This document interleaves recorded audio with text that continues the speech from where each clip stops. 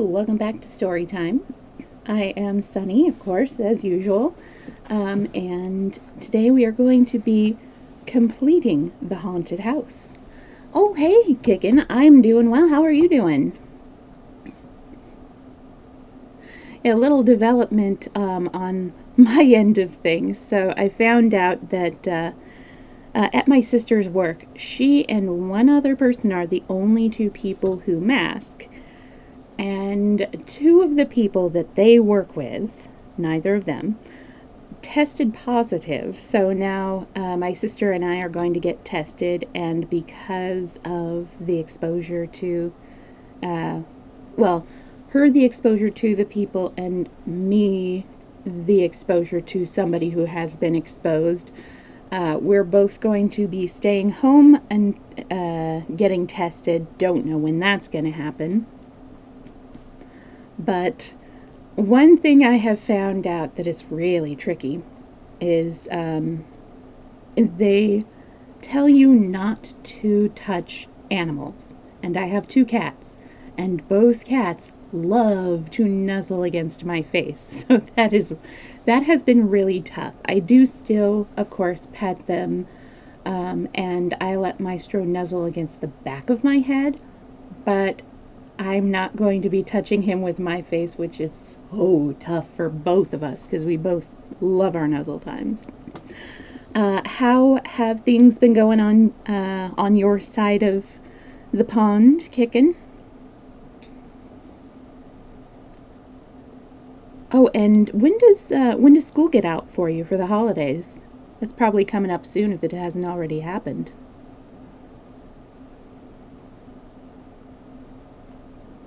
Well, your first, oh no.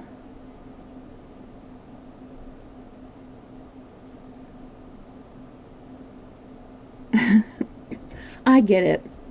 I've been so tempted by the Heroes Forge things because I lucked out that my first character just happened to look a lot like how a character in Pathfinder was portrayed.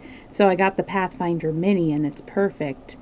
But the other two of my other three characters that I like to play, they don't really have somebody that, a mini that really represents them well, in my opinion. So I love going on Heroes Forge and just playing around with settings and looks and stuff and just imagining what if. And maybe someday I will get a mini from there. But that's exciting. Please take a picture of it when it comes in. I would love to see it.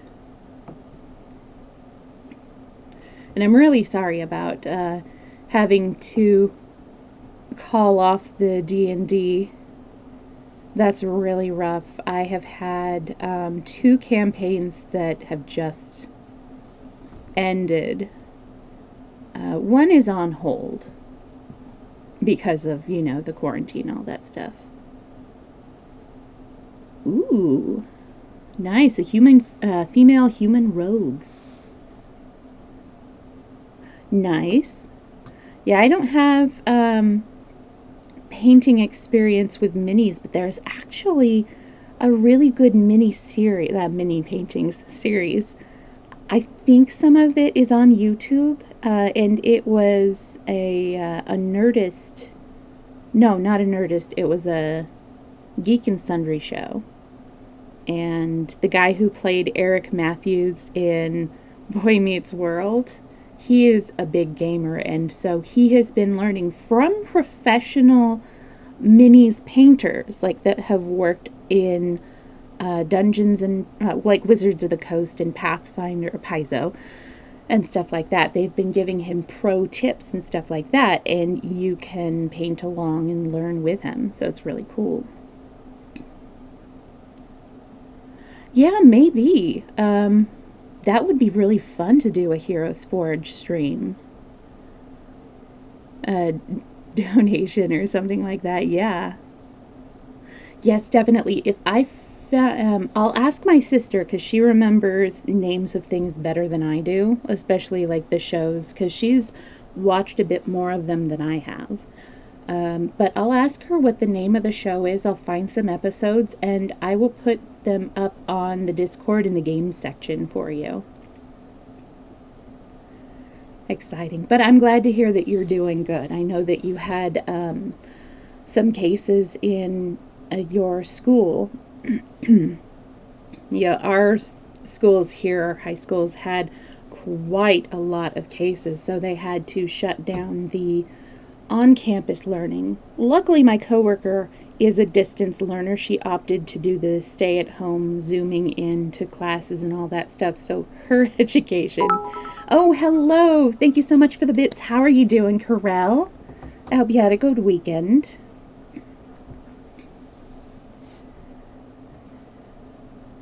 And, I don't know, you probably both saw it, but I finished the outline for the art that I'm going to be coloring.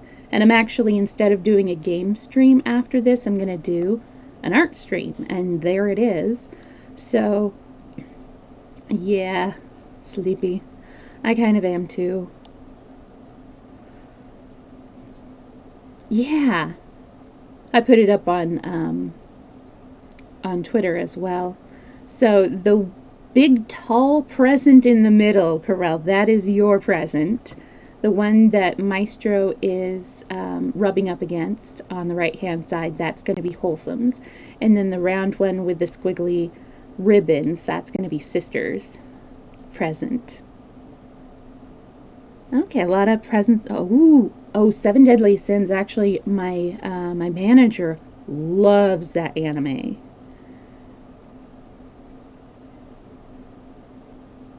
Okay, it's good that, yeah, thank you. Yeah, the nice list, just a little rundown of them. The nice list is for people who donate bits. So already we've got Wholesome, Chaotic, and Corel, my two mods, are going top on my Sunny's nice list. The presents down on the bottom, those are going to be for monetary donations. So I think we have... was that Mr. Brightside? I think it was Mr. Brightside. Yeah, Mr. Brightside is going to be on there, and there's lots of empty room for more names. And then the stockings up at the top are for subs. And I think it's Wholesome, Chaotic, Mr. Brightside. Who else was there? It seems like there was one more person who subbed. Yeah, anyways, that's what we're going to do. But, I'll start coloring that after this stream, after a little break, of course, as usual. But I'm going to go ahead and get started. So the last two stories in this haunted house, a little refresher if you haven't seen the two previous.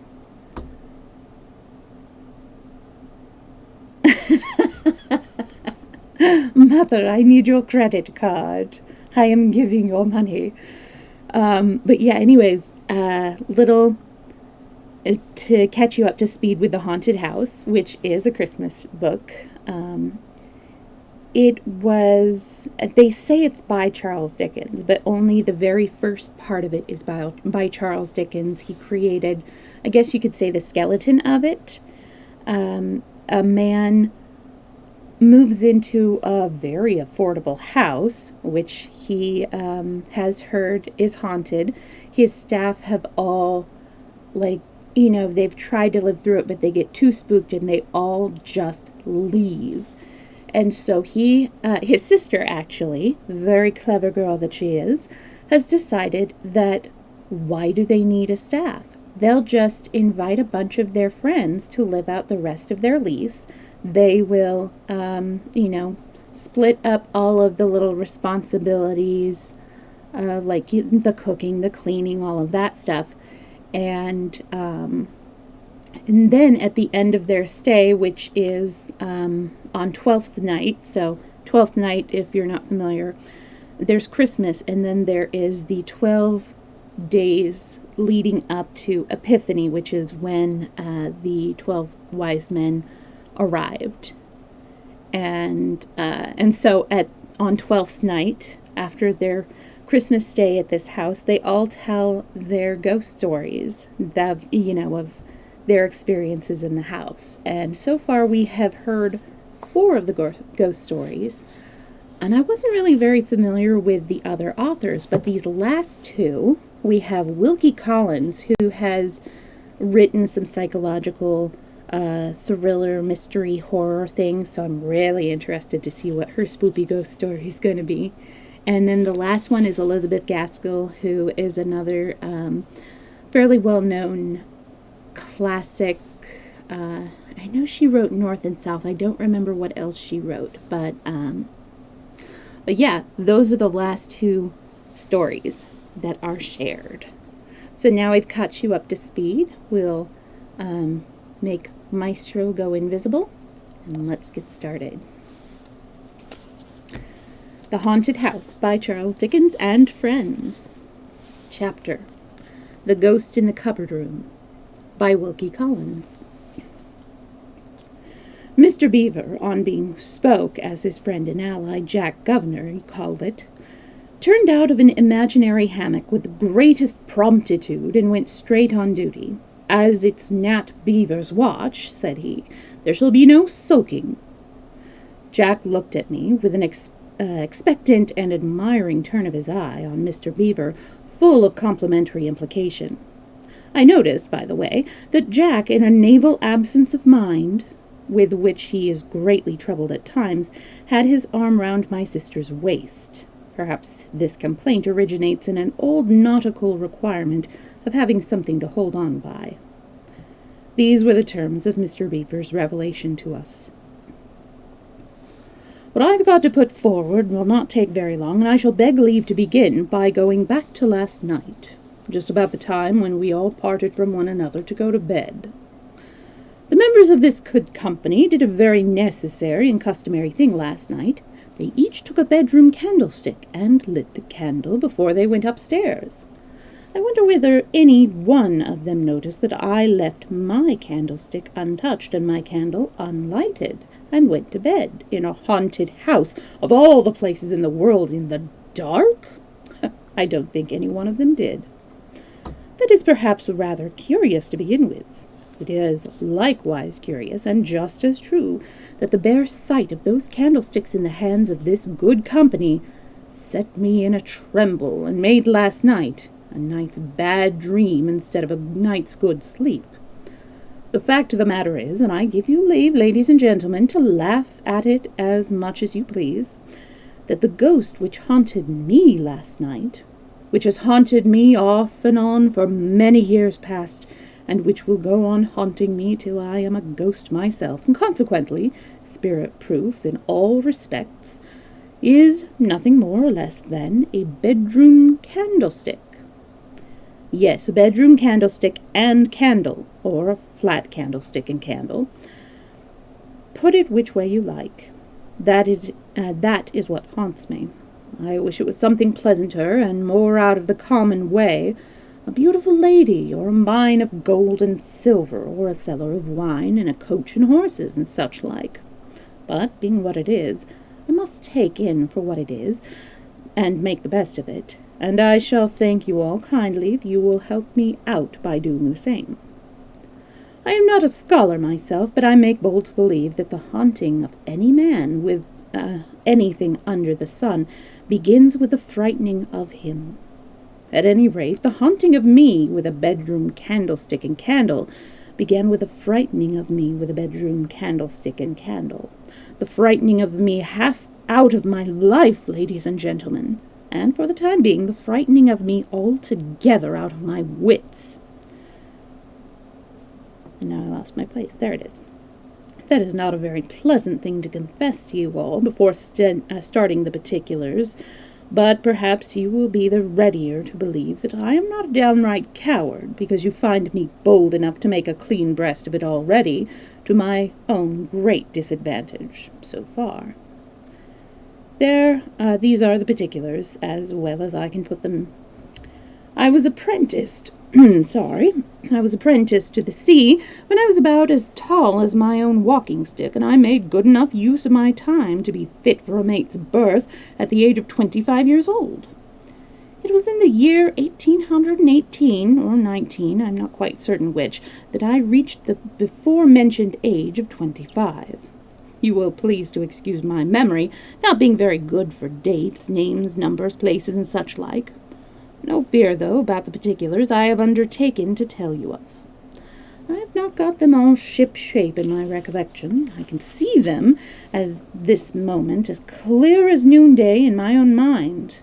But there is a mist over what went before, and for the matter of that, a mist likewise over much that came after, and it's not very likely to lift at any time of my life, is it? Well, in 1818 or 19, when there was peace in our part of the world, not before it was wanted, you will say, there was fighting of a certain scampering, scrambling kind going on in that old fighting ground, which we seafaring men know by the name of the Spanish Main. The possessions that belonged to the Spaniards in South America had broken into open mutiny and declared for themselves years before. There was plenty of bloodshed between the new government and the old, but the new had got the best of it, for the most part, under one General Bolivar, a famous man in his time, though he seems to have dropped out of people's memories now. Englishmen and Irishmen, with a turn for fighting and nothing particular to do at home, joined the general as volunteers, and some of our merchants here found it a good venture to send supplies across the ocean to the popular side. There was risk enough, of course, in doing this, but there was one speculation of the kind succeeded. It made up for two, at the least, that failed, and that's the true principle of trade, wherever I have met with it, all the world over. Among the Englishmen who were concerned in this Spanish-American business, I, your humble servant, happened in a small way to be one. I was then mate of a brig belonging to a certain firm in the city, which drove a sort of general trade, mostly in queer out-of-the-way places, as far from home as possible, and which freighted the brig, in the year I am speaking of, with a cargo of gunpowder for General Bolivar and his volunteers. Nobody knew anything about their instructions when we sailed, except the money, and we didn't half seem to like them. I can't rightly say how many barrels of powder we had on board, or how much each barrel held. I only know we had no other cargo. The name of the brig was the Good Intent. Queer name enough, you will tell me, for a vessel laden with gunpowder and sent to help a revolution. And as far as this particular voyage was concerned, so it was. I meant that for a joke, ladies and gentlemen, and I'm sorry to find you don't laugh at it. The Good Intent was the craziest old tub of a vessel I ever went to sea in, and the worst found in all respects. She was 230 or 280 tons burden, I forget which, and she had a crew of 8, all told, nothing like as many as we ought, by rights, to have had to work the brig.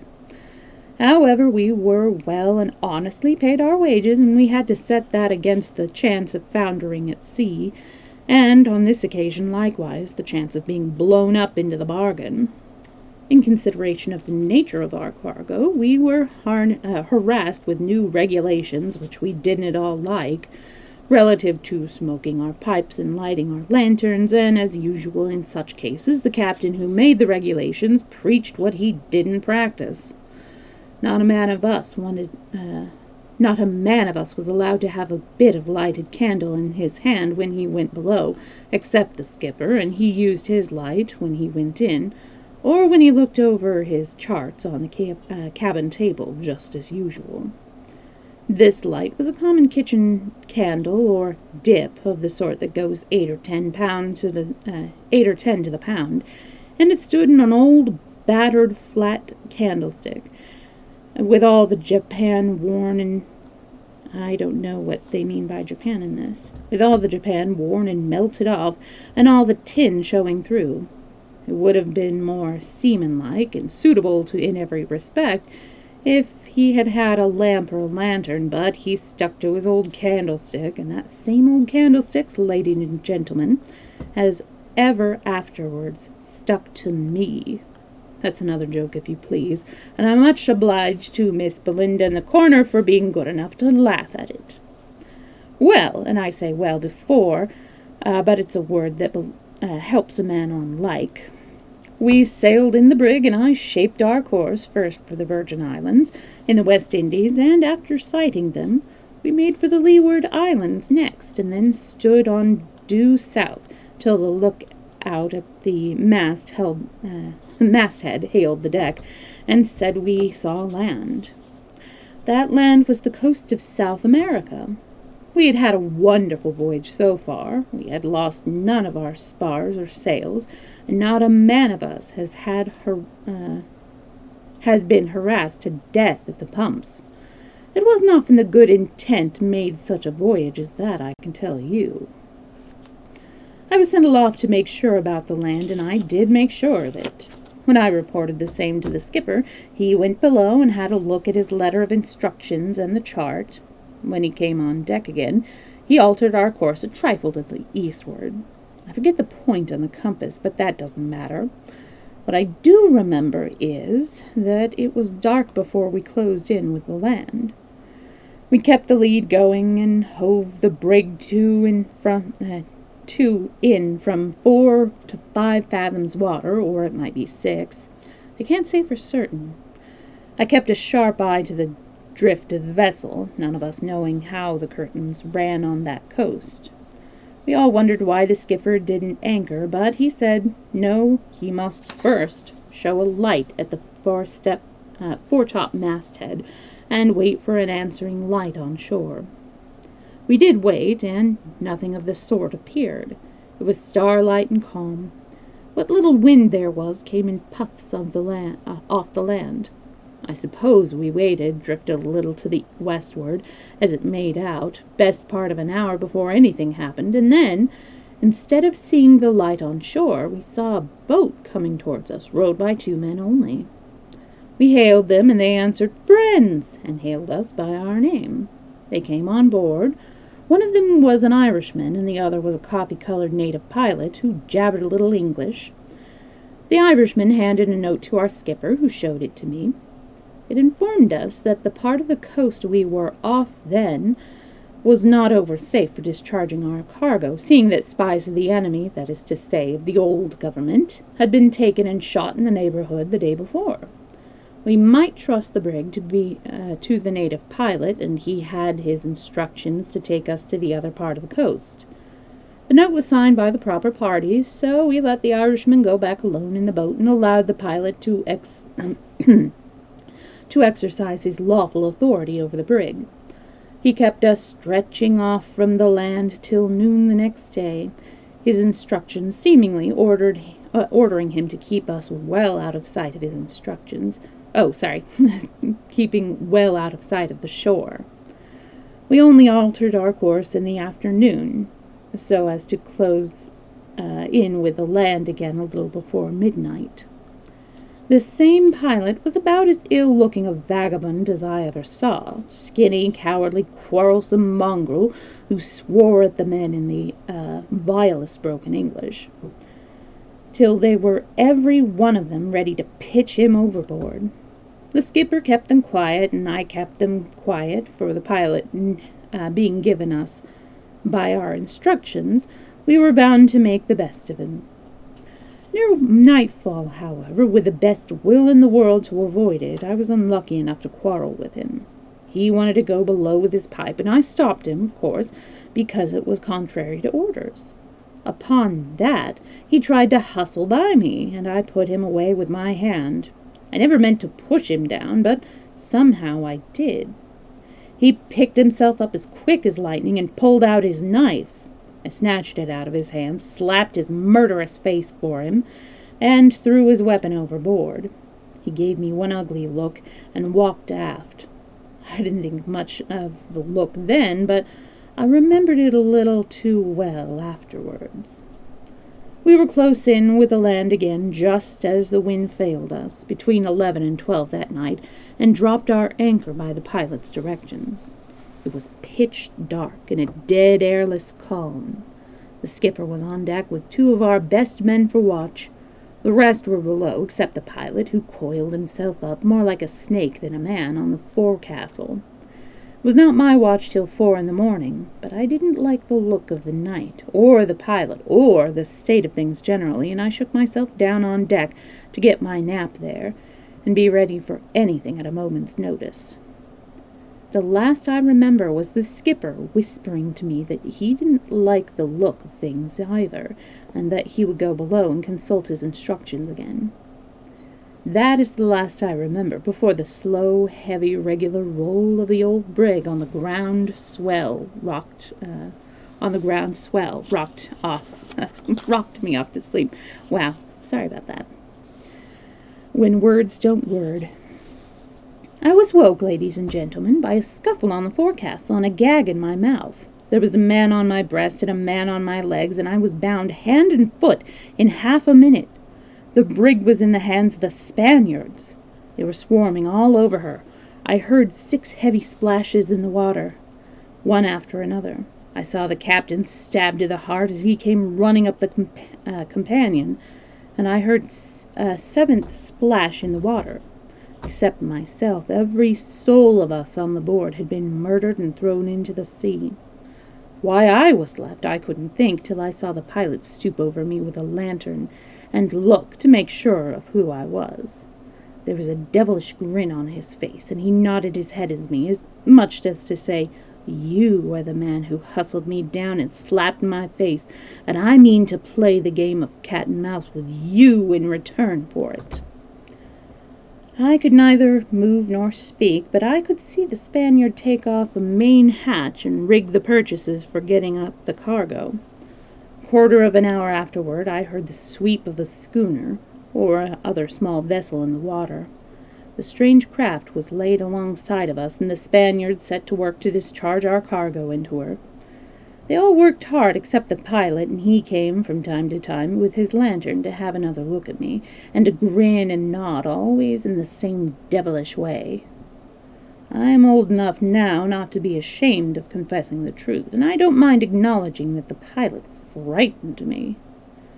The fright, and the bonds, and the gag, and the not being able to stir hand or foot had pretty nigh worn me out by the time the Spaniards gave over work. This was just as the dawn broke.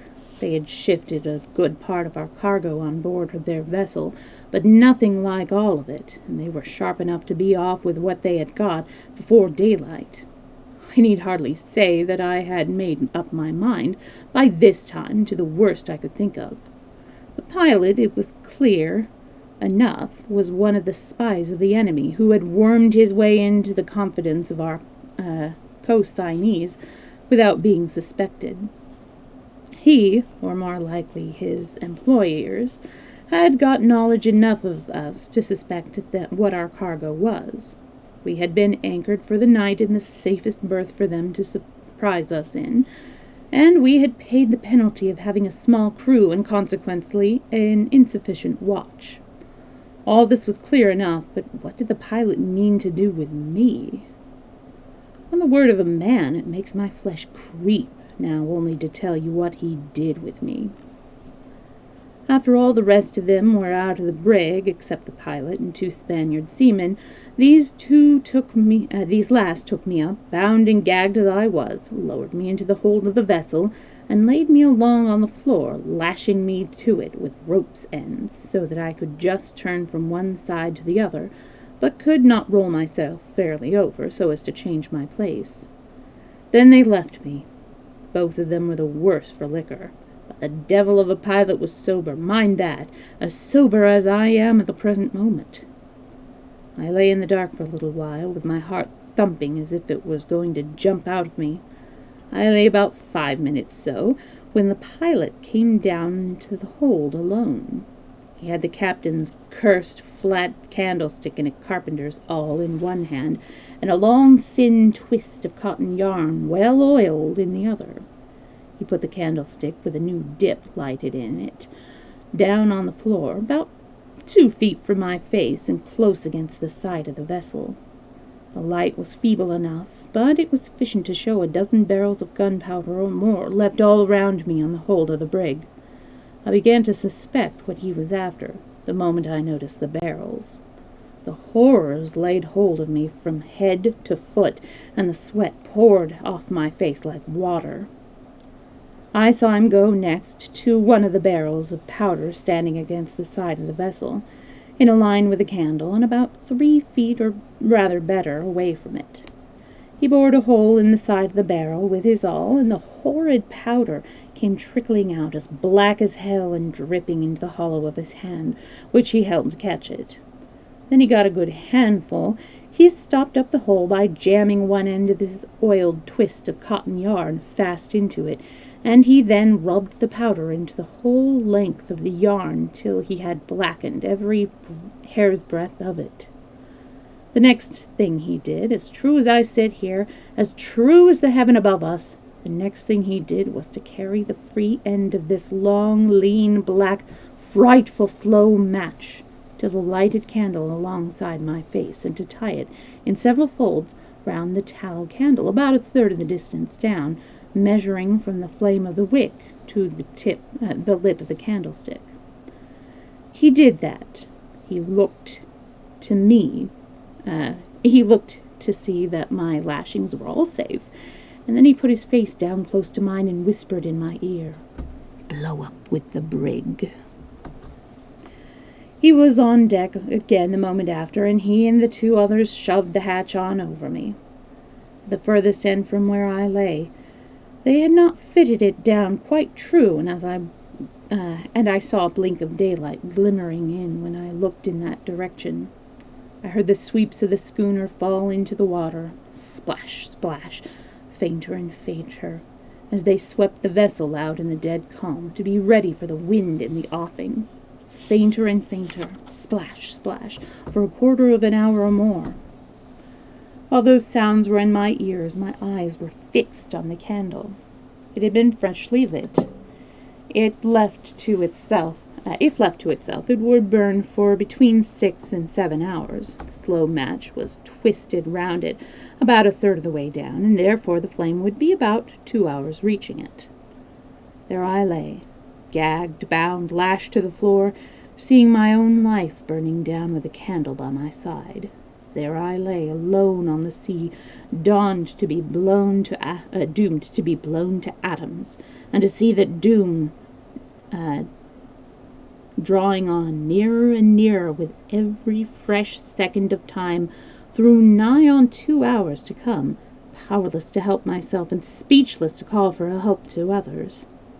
The wonder to me is that I didn't cheat the flame, the slow match, and the powder, and die of the horror of my situation before my first half hour was out in the hold of the brig. I can't exactly say how long I kept the command of my senses after I had ceased to hear the splash of the schooner's sweeps in the water. I can trace back everything I did and everything I thought up to a certain point, but once past that, I get all aboard and lose myself in my memory now, much as I lost myself in my own feelings at the time. The moment the hatch was covered over me, I began, as every other man who has begun in my place, with a frantic effort to free my hands. In the mad panic I was in, I cut my flesh in the lashings as they had been knife blades, but I never stirred them. There was less chance still of freeing my legs, or of tearing myself from the fastenings that held me to the floor. I gave in when I was all but suffocated for want of breath. The gag, you will please to remember, was a terrible enemy to me. I could only breathe freely through my nose, and that is but a poor vent when a man is straining his strength as far as ever it will go. I gave in, and lay quiet, and got my breath again, my eyes glaring and straining at the candle all the time. While I was staring at it, the notion struck me of trying to blow up the flame by pumping a long breath at it suddenly through my nostrils. It was too high above me and too far away from me to be reached in that fashion. I tried and tried and tried, and then I gave in again and lay quiet again, always with my eyes glaring at the candle, and the candle glaring at me. The flash of the schooner's sweeps was very faint by this time. I could only just hear them in the morning stillness. Splash, splash, fainter and fainter, splash, splash. Without exactly feeling my mind going, I began to feel it getting queer as early as this. The snuff of the candle was growing taller and taller, and the length of tallow between the flame and the slow match, which was the length of my life, was getting shorter and shorter. I calculated that I had rather less than an hour and a half to live. An hour and a half. Was there a chance in that time of a boat pulling off to the brig from shore? Whether the land near which the vessel was anchored was in possession of our side, or in possession of the enemy's side, I made it out that they must, sooner or later, send to hail the brig merely because she was a stranger in those parts. The question for me was, how soon? The sun had not risen yet, as I could tell by looking through the chink in the hatch. There was no coast village near us, as we all well knew, before the brig was seized by seeing no lights on shore. There was no wind, as I could tell by listening, to bring any strange vessel near. If I had had 6 hours to live, there might have been a chance for me, reckoning from sunrise to noon, but with an hour and a half, which had dwindled to an hour and a quarter by this time, or in other words, with the earliness of the morning and the uninhabited coast and the dead calm all against me, there was not the ghost of a chance. As I felt that, I had another struggle, the last, with my bonds, and only cut myself the deeper for my pains.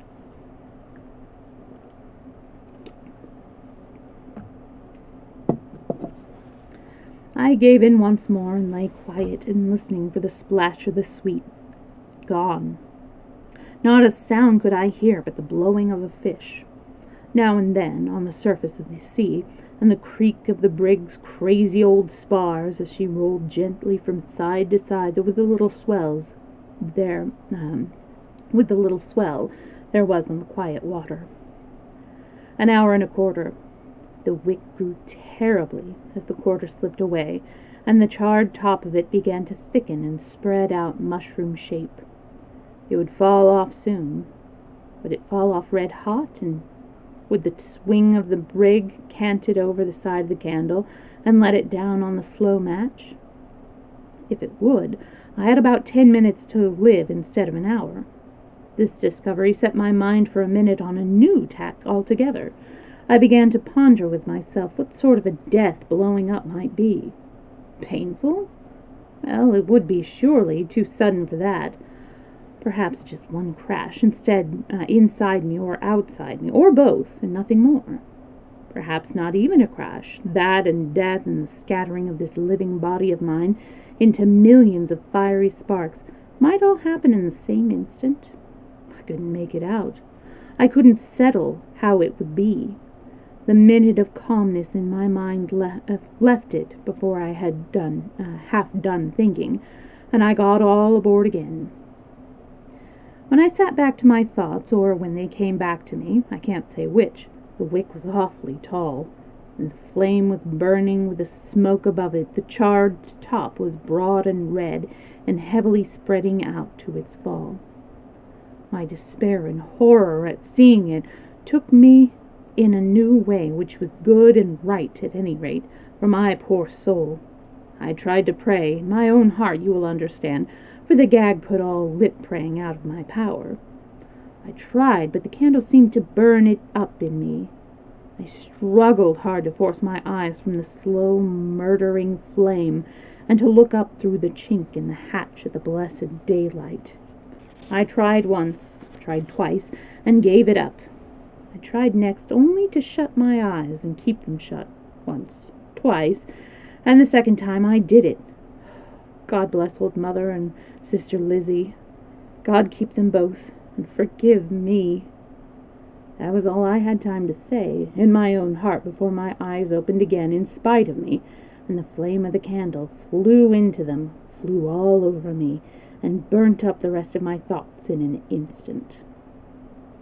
I couldn't hear the fish blowing now. I couldn't hear the creak of the spars. I couldn't think. I couldn't feel the sweat of my own death agony on my face. I could only look at the heavy, charred top of the wick.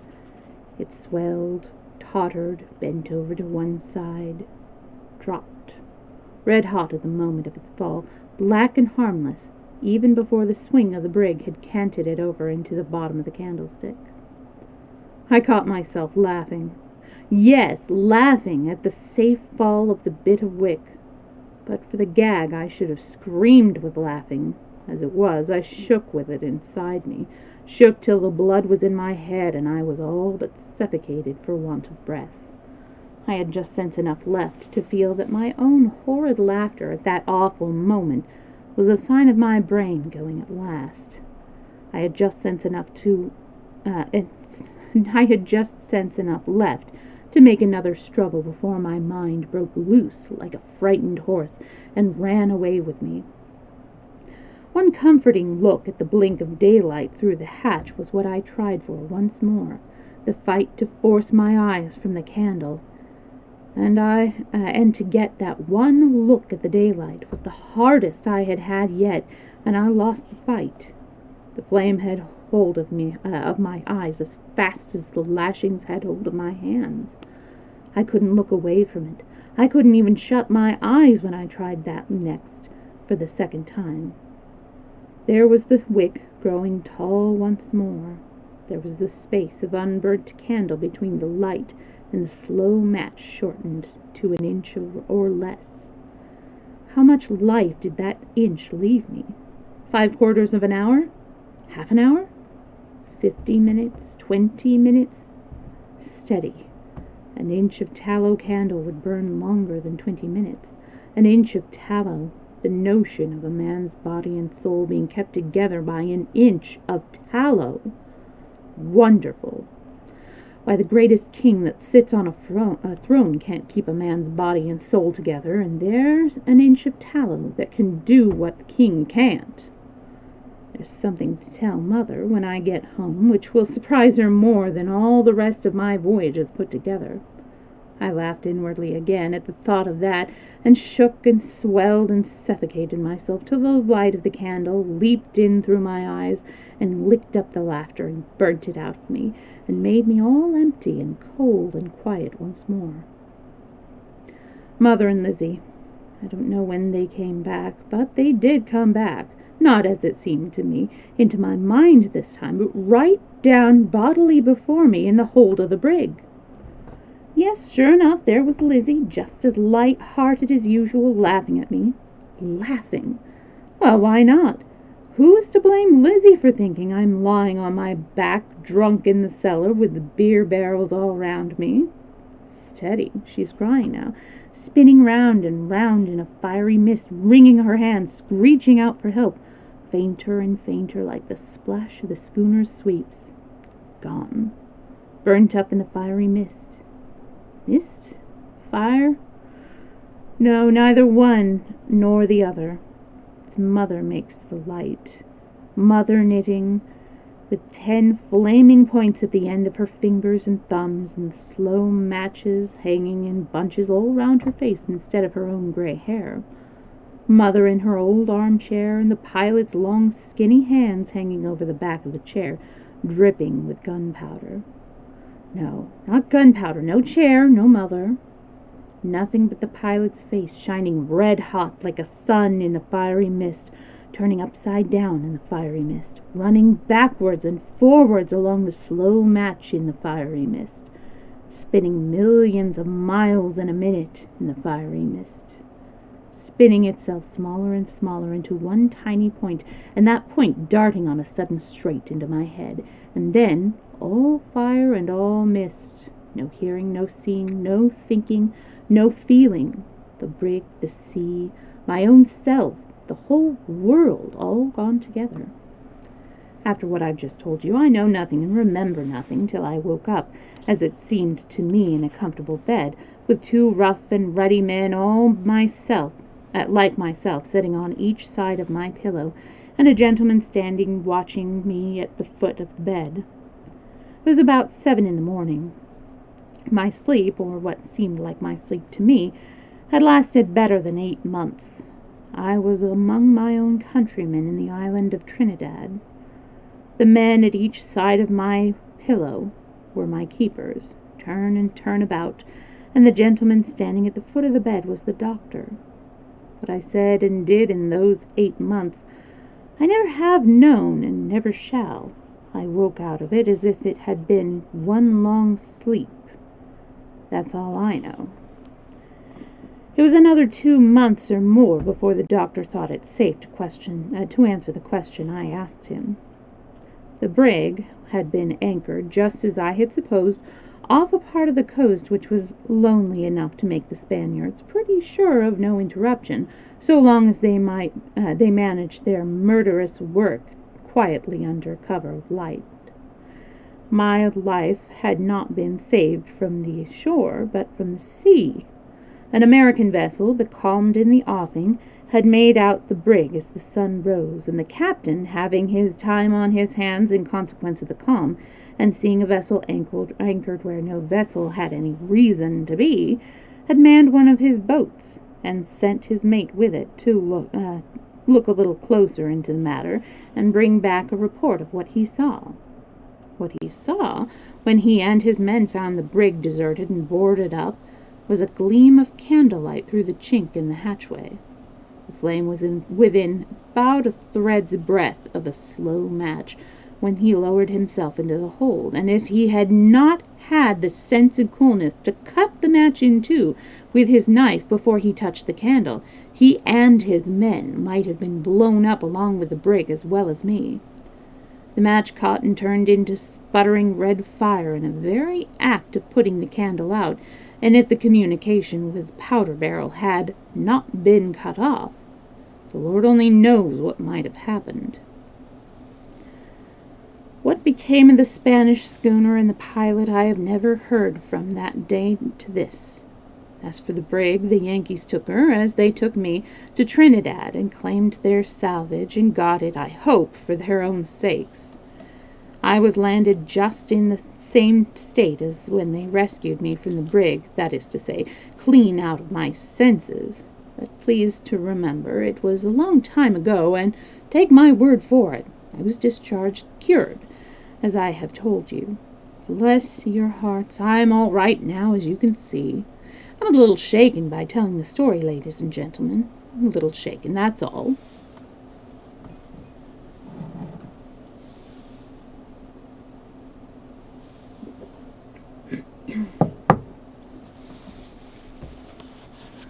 All right, and we are to the... Well, it looks like there is one more chapter after this, but it's a really short chapter. So, second to last chapter. Oh, okay. So this is by Charles Dickens. I thought that there was an Elizabeth Gaskell here. Wonder where that was.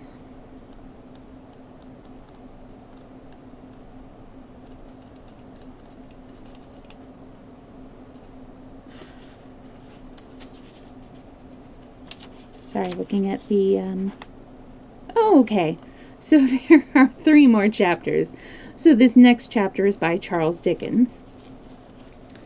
The Ghost in Master B's Room, by Charles Dickens. It being now my own turn, I took the word, as the French say, and went on. When I established myself in the triangular garret which had gained so distinguished a reputation, my thoughts naturally turned to Master B. My speculations about him were uneasy and manifold. Whether his Christian name was Benjamin, Bisextile, from his having been born in leap year, Bartholomew, or Bill, whether the initial letter belonged to his family name and that of Baxter, Black, Brown, Barker, Buggins, Baker, or Bird, whether he was a foundling and had been baptized B, whether he was a lion-hearted boy and B was short for Briton, or for bull, whether he could possibly have been kith and kin of an illustrious lady who brightened my own childhood and come of the blood of the brilliant Mother Bunch. With these profitless meditations I tormented myself much. I also carried the mysterious letter into the appearance and pursuits of the deceased, wondering whether he dressed in blue, wore boots, he couldn't have been bald, was a boy of brains, liked books, was good at bowling, had any skills as a boxer, ever in his buoyant boyhood bathed from a bathing machine at Bognor, Bognor, okay, Bangor, Bournemouth, Brighton, or Broadstairs, like a bounding billiard ball. So, from the first, I was haunted by the letter B. It was not long before I remarked that I never had any hazard. I had never, by any hazard, had a dream of Master B, or of anything belonging to him, but the instant I awoke from sleep, or whatever, hang on a second. But the instant I awoke from sleep, at whatever hour of the night, my thoughts took him up and roamed away, trying to attach his initial letter to something that would fit it and keep it quiet. For 6 nights I have been worried thus in Master B.'s room, when I began to perceive that things were going wrong. The first appearance that presented itself was early in the morning, when it was but just daylight and no more. I was standing shaving at my glass when I suddenly discovered, to my consternation and amazement, that I was shaving not myself, I am 50, but a boy, apparently Master B. I trembled and looked over my shoulder. Nothing there. I looked again in the glass and distinctly saw the features and expression of a boy who was shaving, not to get rid of a beard, but to get one. Extremely troubled in my mind, I took a few turns in the room and went back to the looking-glass, resolved to steady my hand and complete the operation in which I had been disturbed. Opening my eyes, which I had shut while recovering my firmness, I now met in the glass, looking straight at me, the eyes of a young man of 4 or 25. Terrified by this new ghost, I closed my eyes and made a strong effort to recover myself. Opening them again, I saw, shaving his cheek in the glass, my father, who had been long dead. Nay, I even saw my grandfather, too, who I never did see in my life. Although naturally much affected by these remarkable visitations, I determined to keep my secret until the time agreed upon for the present general disclosure. Agitated by a multitude of curious thoughts, I retired to my room that night, prepared to encounter some new experience of a spectral character. Nor was my preparation needless, for waking from an uneasy sleep at exactly 2 o'clock in the morning, what were my feelings to find that I was sharing my bed with the skeleton of Master B. I sprang up, and the skeleton sprang up also. I then heard a plaintive voice saying, "Where am I? What has become of me?" And looking hard in that direction, perceived the ghost of Master B. The young spectre was dressed in an obsolete fashion, or rather was not much dressed, as put into a case of inferior pepper and salt cloth, made horrible by means of shining buttons. I observed that these buttons went in a double row over each shoulder of the young ghost, and appeared to descend his back. He wore a frill round his neck. His right hand, which I distinctly noticed to be inky, had laid upon his stomach, connecting his action with some feeble pimples on his countenance and his general air of nausea. I concluded this ghost to be the ghost of a boy who had habitually taken a great deal too much medicine. "Where am I?" said the little spectre in a pathetic voice, "and why was I born in the calomel days, and why did I have all that calomel given me?"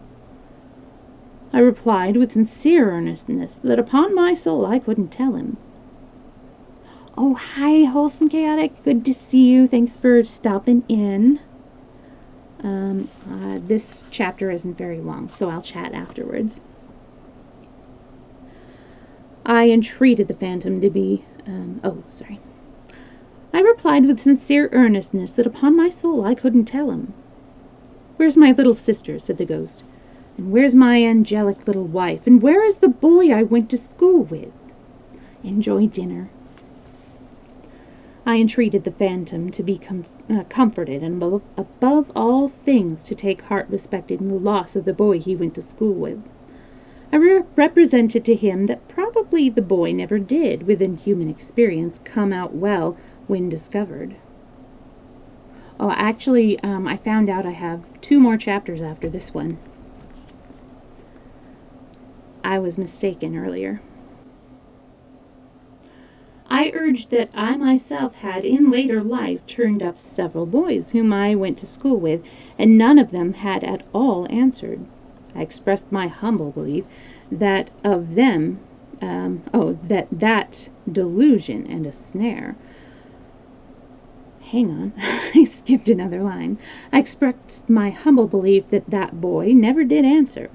I represented that he was a mythic character, a delusion and a snare. I recounted how, the last time I found him at a dinner party behind a wall of white cravat, with an inconclusive opinion on every possible subject and a power of silent boredom absolutely titanic. I related how, on the strength of our having been together at old Doylance's, he had asked himself to breakfast with me, a social offense of the largest magnitude. How, fanning my weak embers of belief in Doylance's boys, I had let him in, and how he had proved to be a fearful wanderer about the earth, pursuing the race of Adam with inexplicable notions concerning the currency, and with a proposition that the Bank of England should, in pain of being abolished, instantly strike off and circulate God knows how many thousand millions of 10 and 6-penny notes. The ghost heard me in silence, and with a fixed stare. "Barber," it apostrophized me when I had finished. "Barber?" I repeated, for I am not of that profession. "Condemned," said the ghost, "to shave a constant change of customers, now me, now a young man, now thyself as thou art, now thy father, now thy grandfather, condemned, too, to lie down with a skeleton every night, and to rise with it every morning." I shuddered on hearing his dismal announcement. "Barber, pursue me!" I had felt, even before the words were uttered, that that I was under a spell to pursue the phantom. I immediately did so, and was in Master B's room no longer. Most people know what long and fatiguing night journeys had been forced upon the witches who used to confess, and who, no doubt, told the exact truth, particularly as they were always assisted with leading questions, and the torture was always ready. I asseverate, that's an interesting word, I asseverate that, during my occupation of Master B.'s room, I was taken by the ghost that haunted it, on expeditions fully as long and wild as any of those. Assuredly, I was presented to no shabby old man with a ghost's horn and tail, something between Pan and the old clothsman, holding conventional receptions, as stupid as those of real life and less decent, but I came upon other things which appeared to me to have more meaning.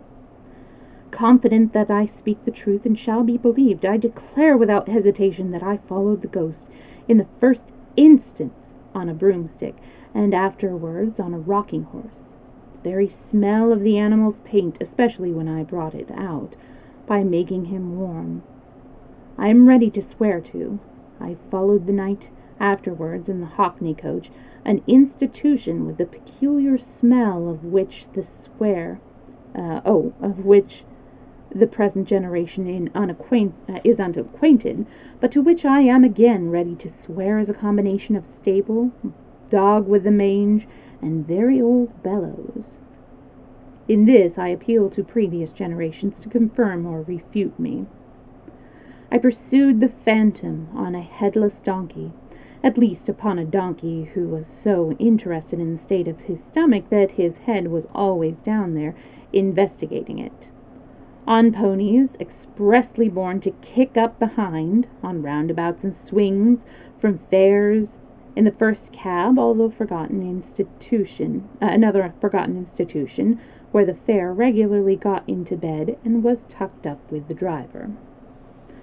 Not to trouble you with a detailed account of all my travels in pursuit of the ghost of Master B, which were longer and more wonderful than those of Sinbad the Sailor, I will confine myself to one experience from which you may judge of many. I was marvelously changed. I was myself, not myself. I was conscious of something within me, which has been the same all through my life, and which I have always recognized under all its phases and varieties as never altering, and yet I was not the I who had gone to bed in Master B.'s room.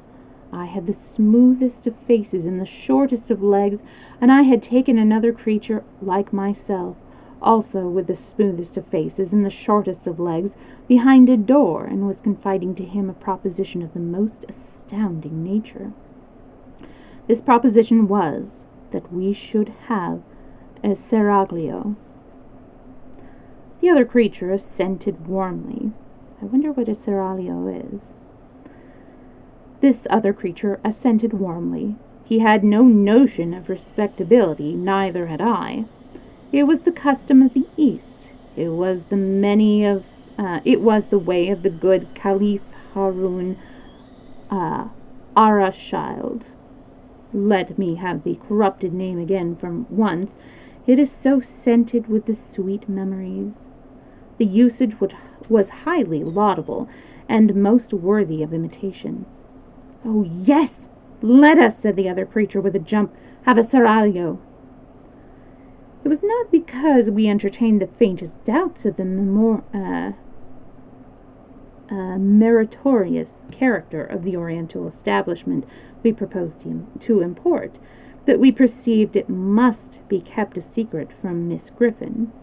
It was because we knew Miss Griffin to be bereft of human sympathies and incapable of approaching the greatness of the great Harun. Mystery impenetrably shrouded from Miss Griffin, then, let us entrust it to Miss Buell. We were 10 in Miss Griffin's establishment by Hampstead Ponds, 8 ladies and 2 gentlemen. Miss Buell, whom I judged to have attained the ripe age of 8 or 9, took the lead in society. I opened the subject to her in the course of the day, and proposed that she should become the favorite.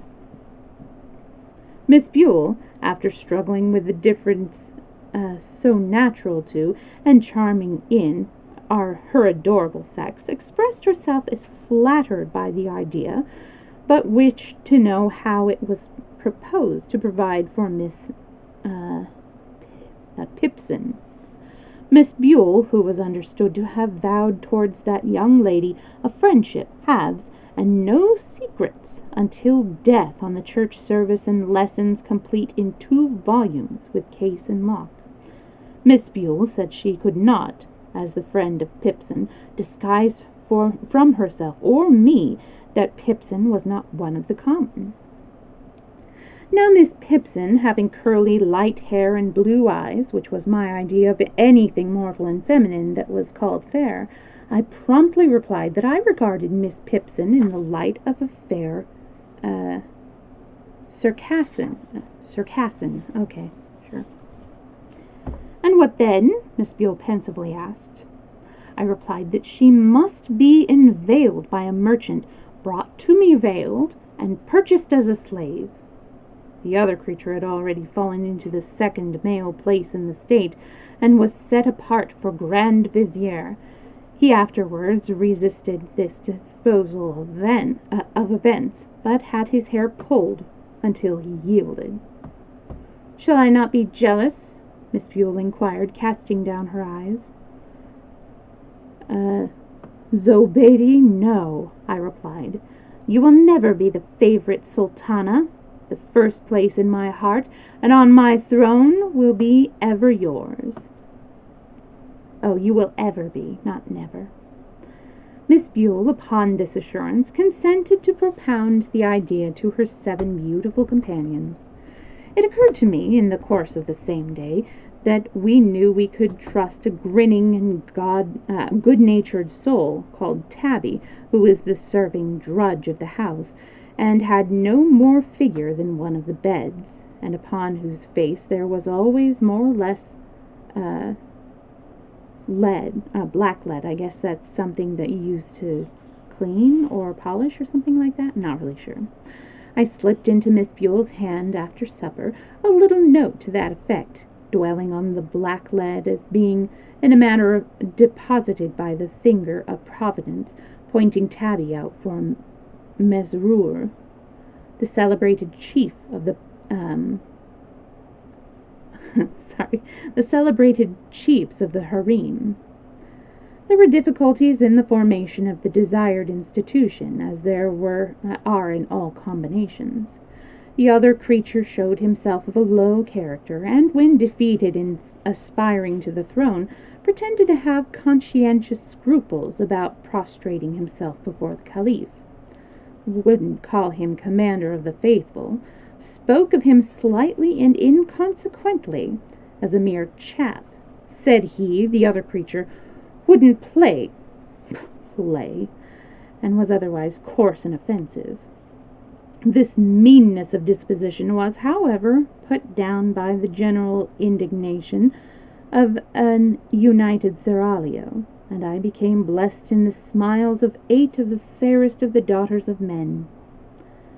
The smiles could only be bestowed when Miss Griffin was looking another way, and only then in a very wary manner, for there was a legend among the followers of the Prophet that she saw with a little round ornament in the middle of the pattern on the back of her shawl. But every day after dinner, for an hour, we were all together, and then the favorite and the rest of the royal harem competed who should most beguile the leisure of the serene Haroun, reposing from the cares of state, which were generally, as in most affairs of state, of an arithmetical character, the commander of the faithful being a fearful boggler at the sum.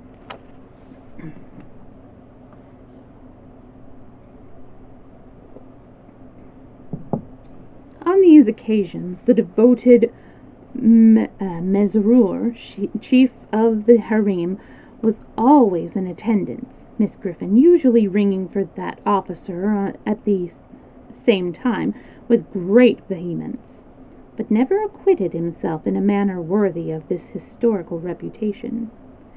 In the first place, his bringing a broom into the divan of the caliph, even when Haroun wore on his shoulder the red robe of anger, Miss Pipson pelisse, though it might be got over for the moment, was never to be quite satisfactorily accounted for.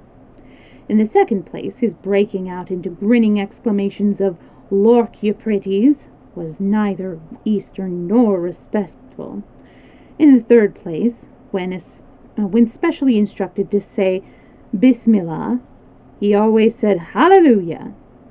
This officer, unlike his class, was too good-humored altogether, kept his mouth open far too wide, expressed approbation to an incongruous extent, and even once, it was on the occasion of the purchase of the fair Circassian for 500,000 purses of gold, and cheap too, embraced the slave, the favorite, and the caliph all round. Parenthetically, let me say, God bless Mesrour, and may there have been sons and daughters on that tender bosom, softening many a hard day since. Miss Griffin was a model of propriety, and I am at a loss to imagine what the feelings of the virtuous woman would have been if she had known, when she paraded us down the Hampstead Road 2 and 2, that she was walking with a stately step at the head of polygamy and Mahomedanism. Okay, Mahomedanism. I believe that a mysterious and terrible joy with which the contemplation of Miss Griffin in this unconscious state inspired us, and a grim sense prevalent among us that there was a dreadful power in our knowledge of what Miss Griffin, who knew all things that could be learnt out of books, didn't know, were the mainspring of the preservation of our secret. It was wonderfully kept, but was once upon the verge of self-betrayal. The danger and escape occurred upon a Sunday. We were all 10 ranged in a conspicuous part of the gallery church, with Miss Griffin on our head, as we were every Sunday, advertising the establishment in an unsecular sort of way, when the description of Solomon in his domestic glory happened to be read. The moment that monarch was thus referred to, conscience whispered me, "Thou too, Haroun." The officiating minister had a cast in his eyes, and it insisted conscience by giving him the appearance of reading personally at me. A crimson blush, attended by a fearful perspiration, suffused my features. The Grand Vizier became more dead than alive, and the whole seraglio reddened as if the sunset of Baghdad shone direct upon their lovely faces. At this portentous time the awful Griffin rose, and balefully surveyed the children of Islam. My own impression was that Church and State had entered into a conspiracy with Miss Griffin to expose us, and that we should all be put into white sheets and exhibited in the center aisle. But to Westerly, if I may be allowed the expression as opposite to Eastern associates, was Miss Griffin's sense of rectitude that she merely suspected apples, and we were saved. I have called the seraglio united upon the question solely whether the commander of the faithful durst exercise a right of kissing in that sanctuary of the palace were its peerless inmates divided. Zobedi asserted a counter right in the favorite to scratch, and the fair Circassian put her face, or for refuge, into a green baize bag originally designed for books. On the other hand, a young antelope of transcendent beauty from a fruitful plains of Camden Town, hence she had been brought by traders in the half-early caravan that crossed the intermediate desert after the holidays, held more liberal opinions, but stipulated for limiting the benefit of them to that dog and son of dog, the Grand Vizier, who had no rights and was not in question. At length, the difficulty was compromised by the installation of a very youthful slave as deputy. She raised upon a stool, officially received upon her cheeks the salutes intended by the gracious Haroun for other sultanas, and was privately rewarded from the coffers of the ladies of the harem. And now it was at the full length of enjoyment of my bliss that I became heavily troubled. I began to think of my mother, and what she would say to my taking home at midsummer 8 of the most beautiful of the daughters of men, but all unexpected. I thought of the number of beds we made up at our house, of my father's income, and of the baker, and my despondency redoubled. The seraglio and malicious vizier, divining the cause of their lord's unhappiness, did their utmost to augment it. They professed unbounded fidelity, and declared that they would live and die with him. Reduced to the utmost wretchedness by these protestations of attachment, I lay awake for hours at a time, ruminating on my frightful lot.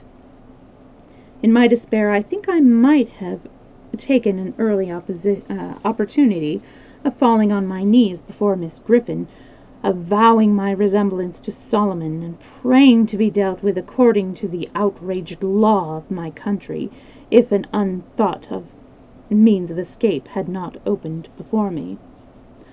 One day we were out walking, two and two. On each occasion the vizier had his usual instructions to take note of the boy of the turnpike, and if he profanely gazed, which he always did, at the beauties of the harem, to have been bowstrung in the course of the night, and it happened that our hearts were veiled in gloom. An unaccountable action on the part of the antelope had plunged the state into disgrace.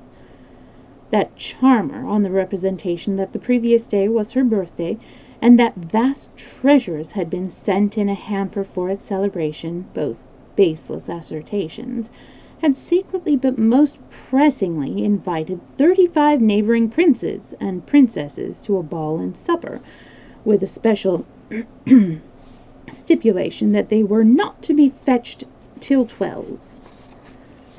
This wandering of the antelope's fancy led to the surprising arrival at Miss Griffin's door in divers equipages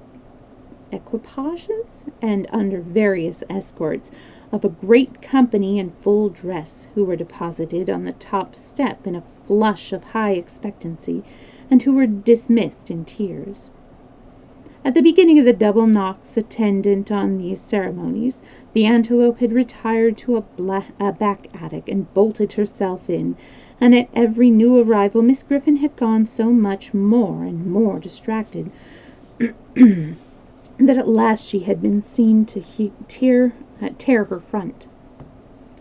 Ultimate capitulations on the part of the offender had been followed by solitude in the linen closet, bread and water, and a lecture to all of vindictive length, in which Miss Griffin had used the expressions, firstly, I believe you all of you knew of it.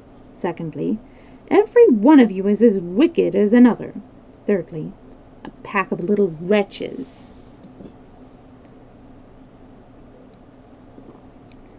Under these circumstances, we were walking drearily along, and I especially, with my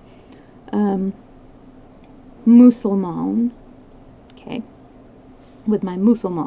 responsibilities heavily on me, was in a very low state of mind, when a strange man accosted Miss Griffin, and after walking on at her side for a little while and talking with her, looked at me.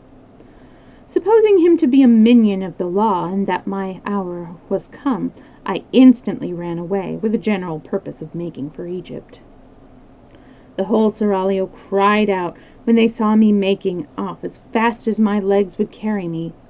I had an impression that the first running on the left and round by the public house would be the shortest way to the pyramids.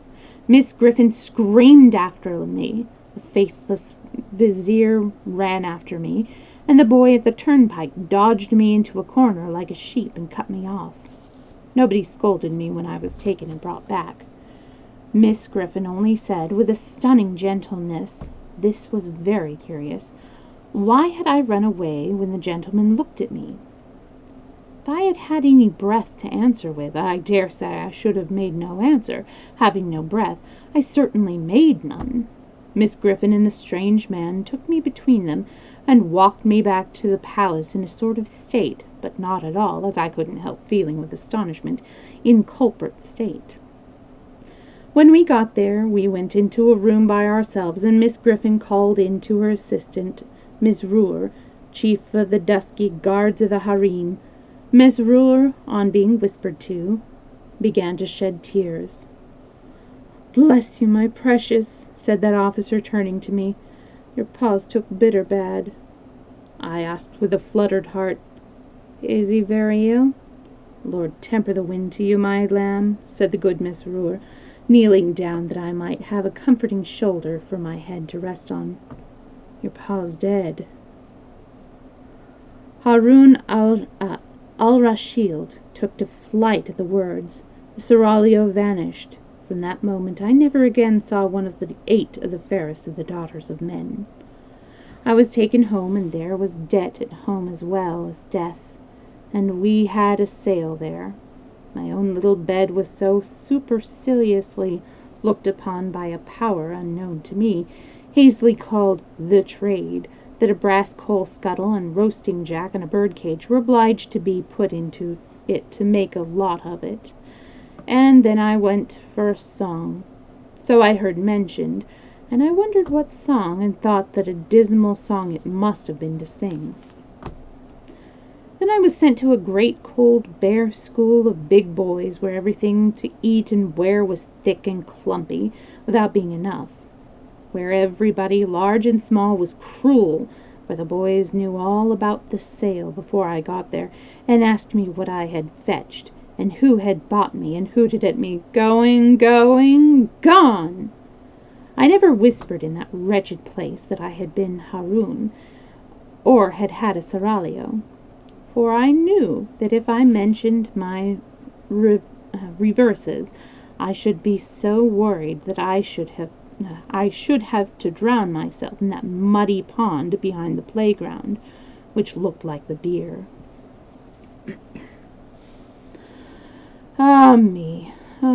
Me. No other ghost has haunted the boy's room, my friends, since I have occupied it, than the ghost of my own childhood, the ghost of my own innocence, the ghost of my own airy belief. Many a time I have pursued the phantom, never with this man's stride of mine to come up with it, never with these man's hands of mine to touch it, never more to this man's heart of mine to hold it in its purity.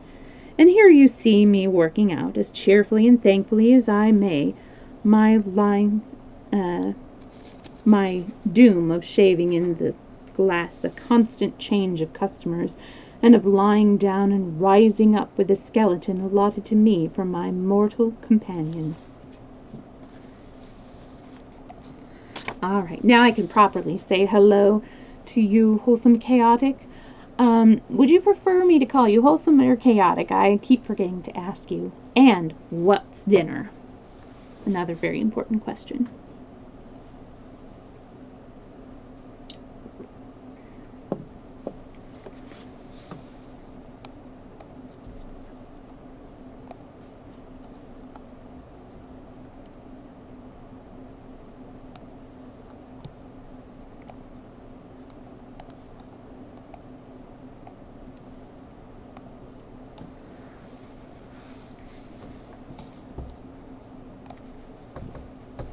All right, now we get to the Elizabeth Gaskell. Ooh, mac and cheese. Do you make your mac and cheese from scratch, or do you do the box, or is it like a microwave thing?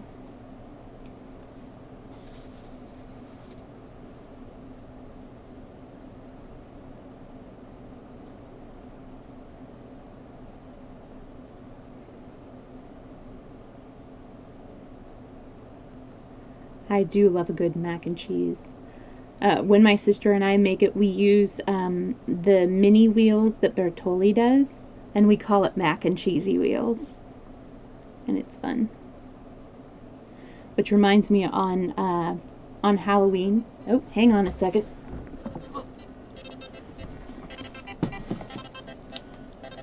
I'm going to answer this. Hello? Hello? Hello?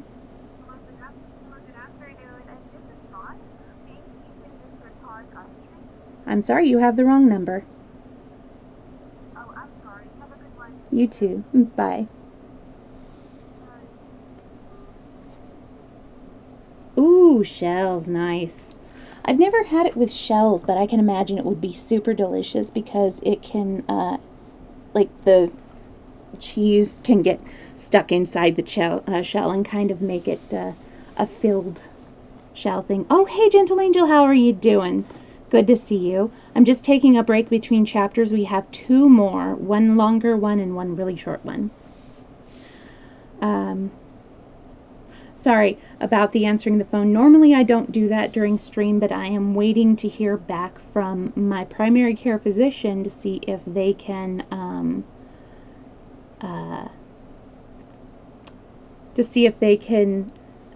give us a COVID test, which if neither of you had, or if any of you had not seen, my sister is one of only 2 people at work who wear a mask, and 2 of their coworkers, neither of them, had tested positive over the weekend, and so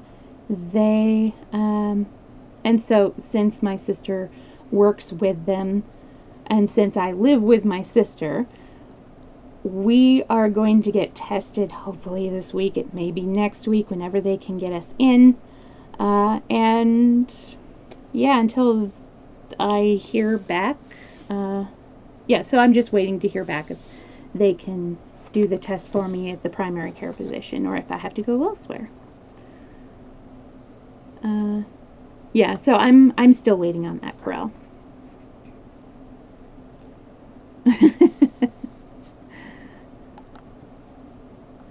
So I hope you guys are having a good day. We can chat a little bit. How is everything going for you guys?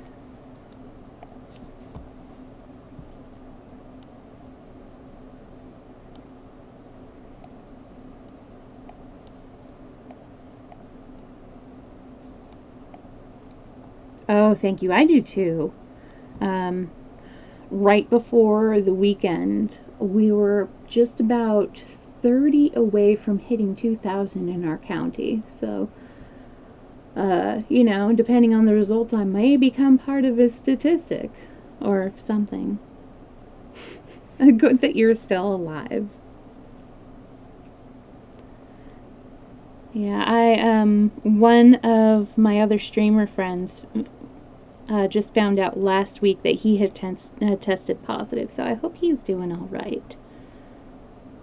And I hope you guys are all staying safe and healthy where you are. It is definitely a strange time. And speaking of strange time, this is the first time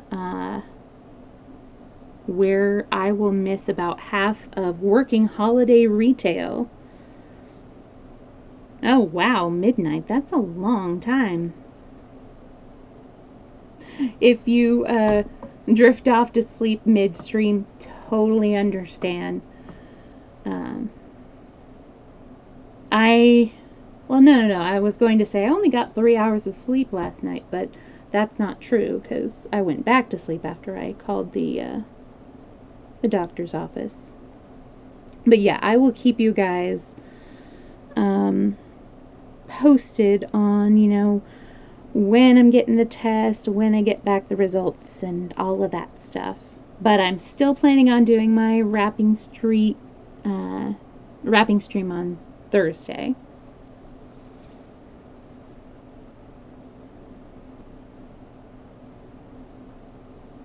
Okay.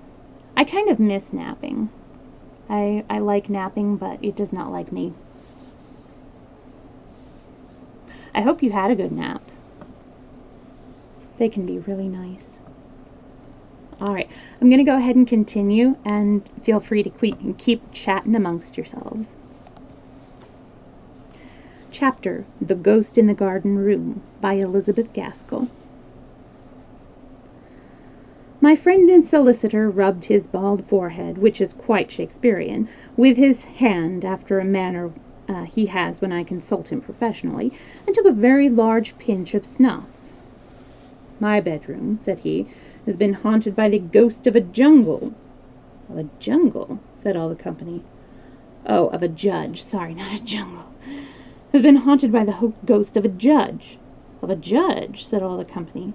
Of a judge, in his wig and robes, as he sits upon the bench at assize time. As I have lingered in the great white chair at the side of my fire, when we have all retired for the night to our respective rooms, I have seen and heard him. I never shall forget the description he gave me and I never have forgotten it since I first heard it."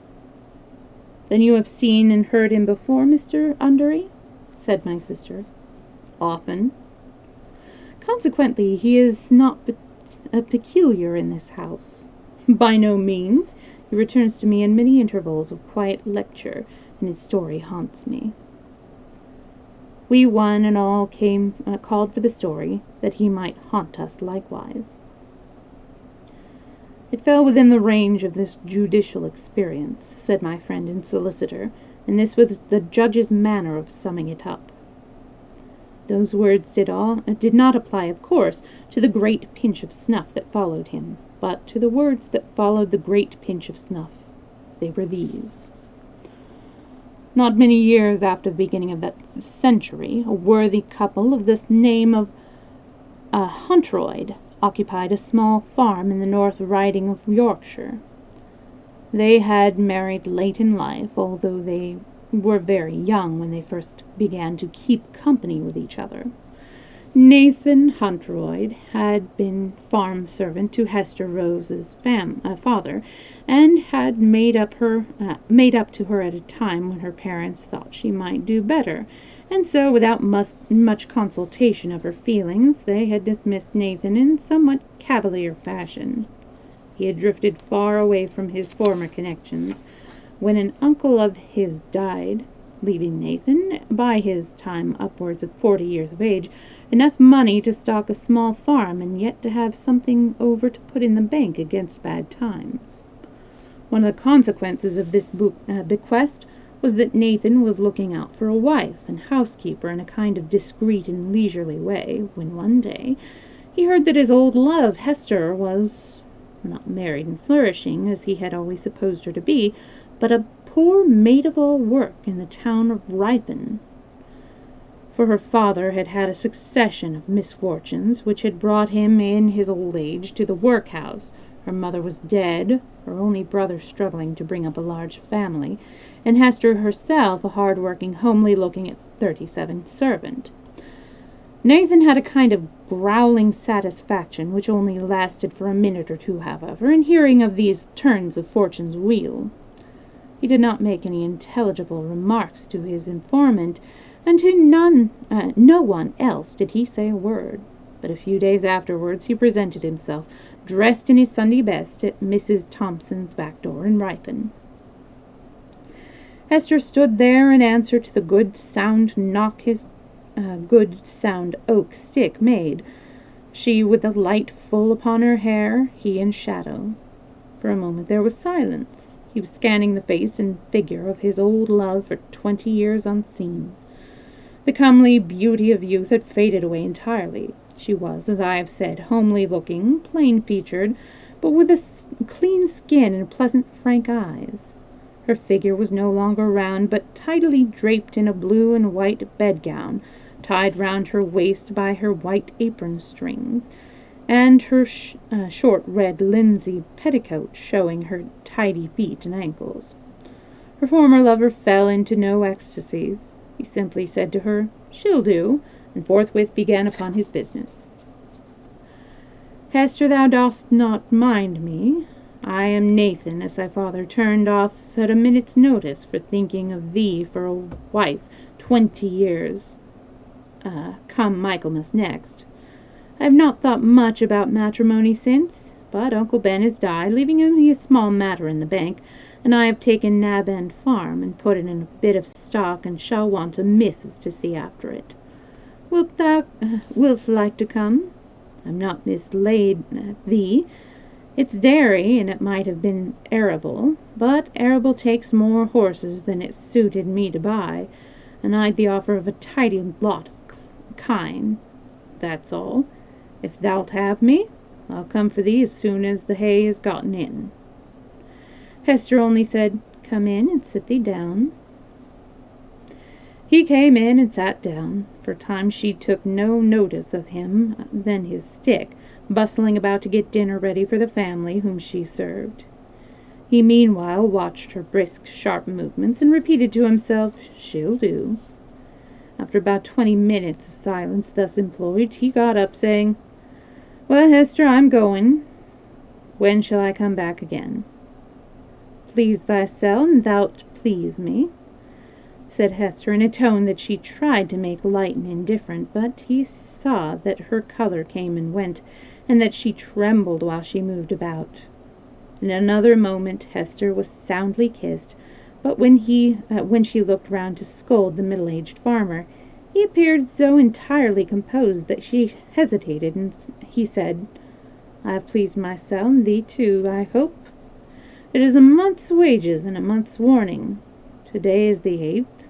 July 8th is our wedding day. I have no time to spend a wooing before then, and wedding must not take long. 2 days is enough to throw away at our time of life." It was like a dream, but Hester resolved not to think more about it till her work was done, and when all was cleaned up for the evening, she went and gave her mistress warning, telling her all the history of her life in a very few words. That day month she was married from Mrs. Thompson's house. The issue of the marriage was one boy, Benjamin. A few years after his birth, Hester's brother died at Leeds, leaving 10 or 12 children. Hester sorrowed bitterly over his loss, and Nathan showed her much quiet sympathy, although he could not but remember that Jack Rose had added insult to the bitterness of his youth. He helped his wife to make ready to go by the wagon to Leeds. He made light of the household difficulties which came thronging into her mind after all was fixed for her departure. He filled her purse that she might have wherewithal to alleviate the immediate wants of her brother's family, and as she was leaving, he ran after the wagon. "Stop! Stop!" he cried. "Hetty, if thou wilt, if it wunna be too much for thee, bring back one of Jack's wenches for company like. We've enough and to spare, and a lass will make the house winsome, as a man may say." The wagon moved on, while Hester had such a silent swelling of gratitude in her heart, as was both thanks to her husband and thanksgiving to God. And that was the way that little Bessie Rose came to be an inmate of the Nab End farm. Virtue met with its own reward in this instance, and in a clear and tangible shape, too, which need not delude people in general into thinking that such is the usual nature of virtue's reward. Bessie grew up a bright, affectionate, active girl, a daily comfort to her uncle and aunt. She was so much a darling in the household that they even thought her worthy of their own son Benjamin, who was perfection in their eyes. It is not often the case that two plain, homely people have a child of uncommon beauty, but it is sometimes, and Benjamin Huntroyd was one of these exceptional cases. The hard-working, labor and care-marked farmer, and the mother, who could never have been more than tolerably comely in her best days, produced a son who might have been an earl's son for grace and beauty. Even the hunting squires of the neighborhood reined up their horses to admire him as he opened the gates for them. He had no shyness. He was so accustomed to admiration from strangers and adoration from his parents from his earliest years. As for Bessie Rose, he ruled imperiously over her heart from the time she first set eyes on him. And as she grew older, she grew on in loving, persuading herself that what her uncle and aunt loved so dearly, it was her duty to love dearest of all. At every unconscious symptom of the young girl's love for her cousin, his parents smiled and winked. All was going as they wished. No need to go far afield for Benjamin's wife. The household could go on as it was now, Nathan and Hester sinking into the rest of the years, and relinquishing care and authority to their dear ones, who, in process of time, might bring other dear ones to share their love. But Benjamin took it all very coldly.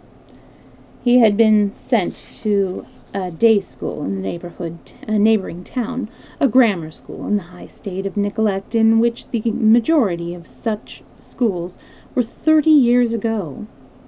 Neither his father nor his mother knew much of learning. All that they knew, and that directed their choice of a school, was that they could not by any possibility part with their darling to a boarding school, that some schooling he might have, and that Squire Pollard's son went to Highminster Grammar School. Squire Pollard's son, and many another son destined to make his parents' hearts ache, went to this school. If it had not been so utterly bad a place of education, the simple farmer and his wife might have found it out sooner. But not only did the pupils learn their vice, they also learnt deceit.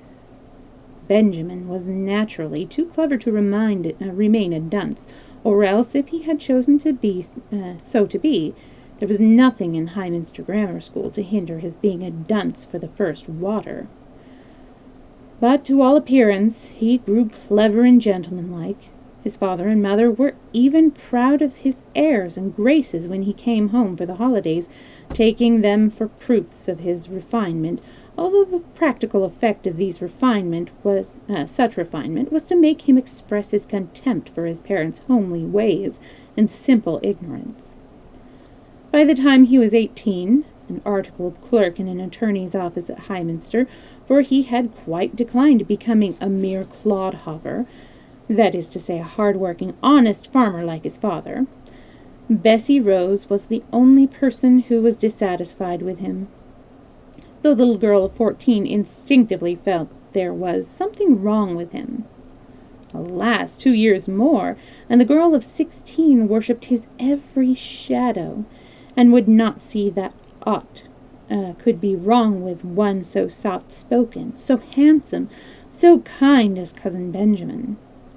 For Benjamin had found out that the way to cajole his parents out of money for every indulgence he fancied was to pretend to forward their innocent scheme, and make love to his pretty cousin Bessie Rose. In this case, make love isn't what we see it as, but to be just like generally affectionate, not physically affectionate. He cared just enough for her to make his work of necessity not disagreeable at the time he was performing it, but he found it tiresome to remember her little claims upon him when she was no longer present. The letters he had promised her during his weekly absences at Highminster, the trifling commissions she had asked him to do for her, were all considered in the light of troubles. And even when he was with her, he resented the inquiries she made as to his mode of passing his time, of what female acquaintance he had at Highminster. When his apprenticeship was ended, nothing would serve him but that he must go up to London for a year or two. Poor Farmer Huntroy was beginning to repent of his ambition of making his son Benjamin a gentleman, but it was too late to repine now. Both father and mother felt this, and, however sorrowful they might be, they were silent, neither demurring nor assenting to Benjamin's proposition when first he made it. But Bessie, through her tears, noticed that both her uncle and aunt seemed unusually tired that night, and sat hand in hand on the fireside settle, idly gazing into the bright flames as if they saw in pictures of what they had once hoped their lives would have been. Bessie rattled about among the supper things as she put them away after Benjamin's departure, making more noise than usual, as if the noise and bustle was what she needed to keep her from bursting out crying, and having at one keen glance taken in the position and look of Nathan and Hester, she avoided looking in that direction again for fear the sight of their wistful faces should make her own tears overflow.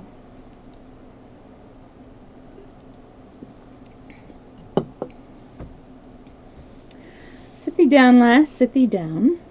Bring the creepy stool to the fireside, and let's have a bit of a talk over the lad's plans," said Nathan, at last, rousing himself to speak. Bessie came and sat down in front of the fire, and threw her apron over her face as she rested her head on both hands. Nathan felt as if it was a chance which of the two women burst out crying first, so he thought he would speak in hopes of keeping off the infection of tears. Didst ever hear this mad plan afore, Bessie?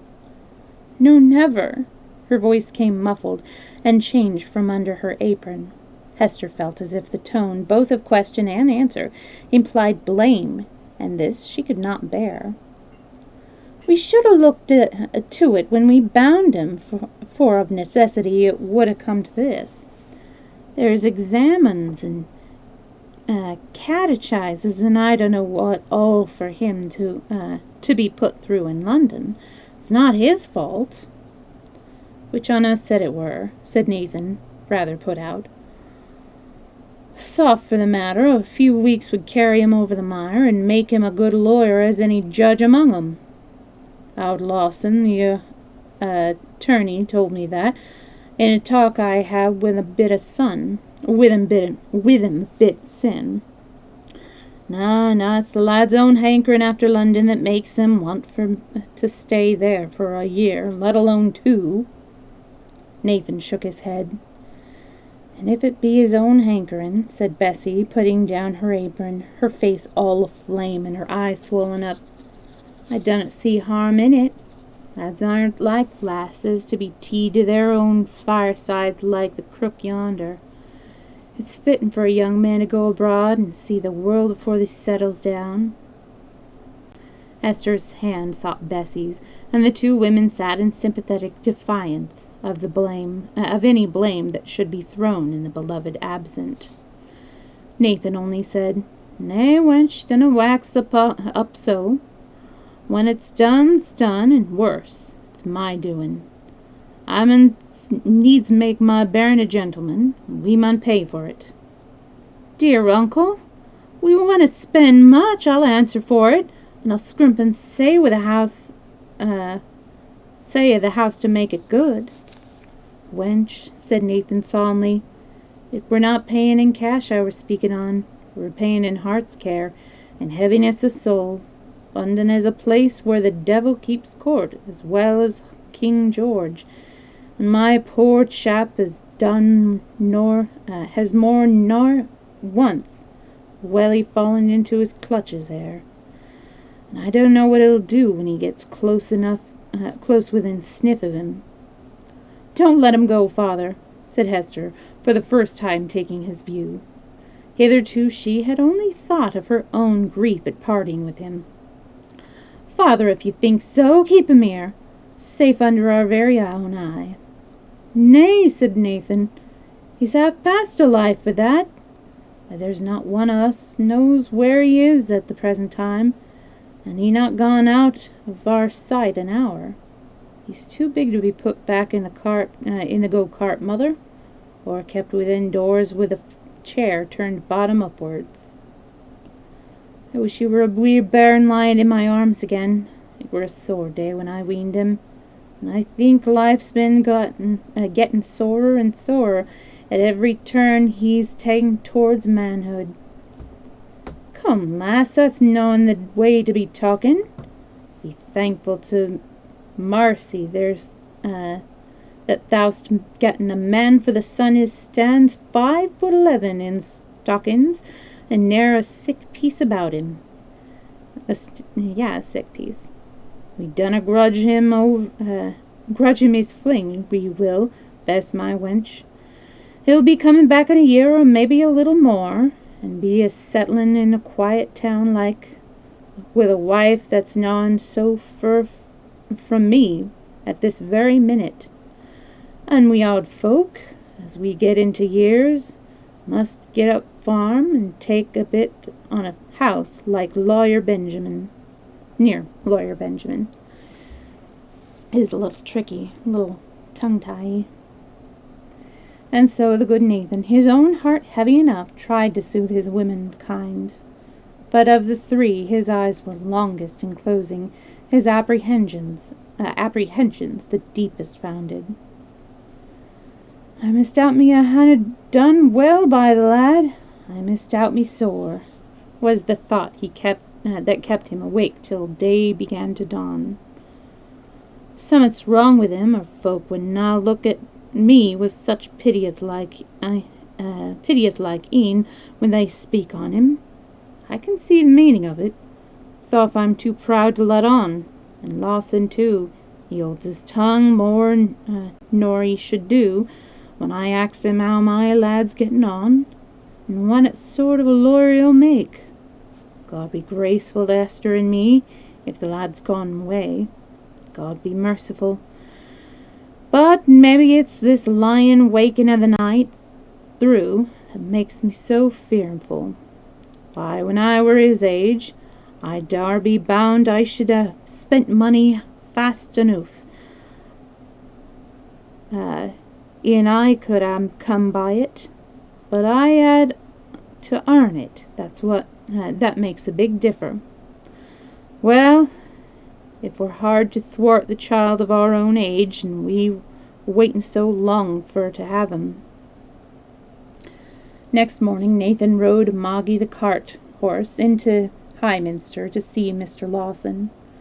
Anybody who saw him ride out of his own yard would have been struck with the change in him, which, when he returned, a change more than a day's unusual exercise should have made in a man of his years. He scarcely held the reins at all. One jerk of Moggy's head would have plucked them out of his hands. His head was bent forward, his eyes looking on some unseen thing with long, unwinking gaze. But as he drew near home in his return, he made an effort to recover himself. "No need fretting them," he said. "Lads will be lads, but I dinna think he had it in him to be so thoughtless, young as he is. Well, well, he'll maybe get more wisdom in London. Anyways, it's best to cut him off from such evil lads as Will Ocker and such like. It's they as have led my boys stray. He were a good chap till he knowed them. Good chap till he knowed them." But he put all his cares in the background when he came into the place where both Bessie and his wife met him at the door, and both would fain lend a hand to take off his great coat. "There, wenches, there. You might let a man alone for to get out on's clothes. Why, I might ha' struck thee, lass." And he went on talking, trying to keep off for a time from the subject that all had at heart. But there was no putting them off forever. Okay, have fun, AFK. But there was no putting them off forever, and by dint of repeated questioning on his wife's part, more was got out than he had ever meant to tell, enough to grieve both his hearers sorely, and yet the brave old man still kept the worst in his own heart. The next day Benjamin came home for a week or two before making his great start to London. His father kept him at a distance, and was solemn and quiet in his manner to the young man. Bessie, who had shown anger enough at first, and had uttered many a sharp speech, began to relent, and then to feel hurt and displeased that her uncle should preserve so long in his cold, reserved manner, and Benjamin just going to leave them.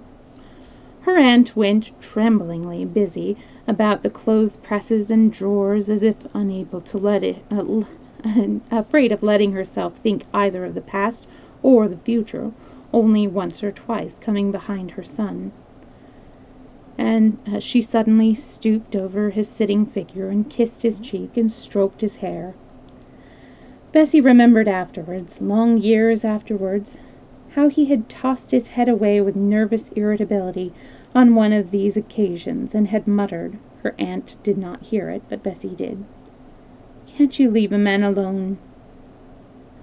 Towards Bessie herself he was pretty gracious. No other words expressed his manner.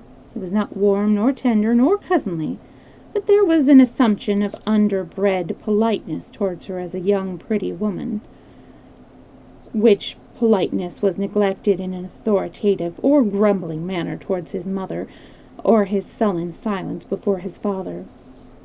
He once or twice ventured on a compliment to Bessie on her personal appearance.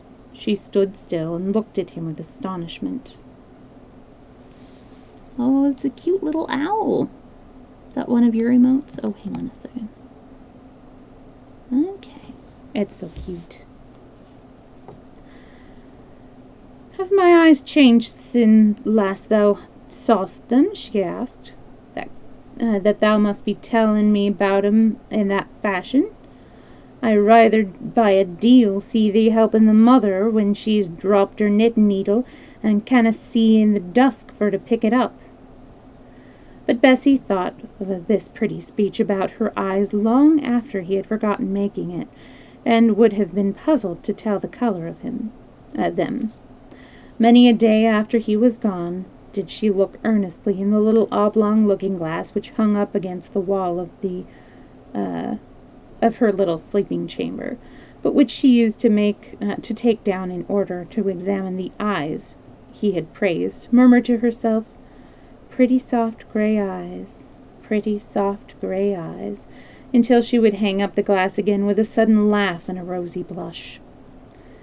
In the days when he was gone away to the vague distance and vaguer place the city called London, Bessie tried to forget all that had gone against her feeling of the affection and duty that a son owed to his parents, and she had many things to forget of this kind that would keep surging up into her mind.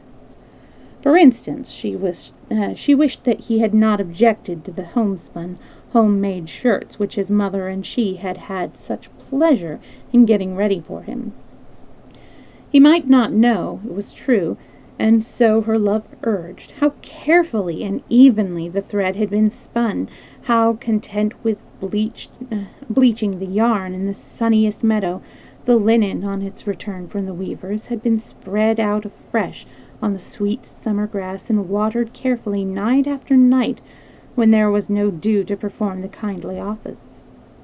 He did not know, for no one but Bessie herself did, how many false or large stitches made large and false by her aunt's failing eyes, who yet liked to do the choicest part of the stitching all by herself, Bessie had unpicked at night in her own room, and with dainty fingers had re-stitched, sewing eagerly in the dead of night.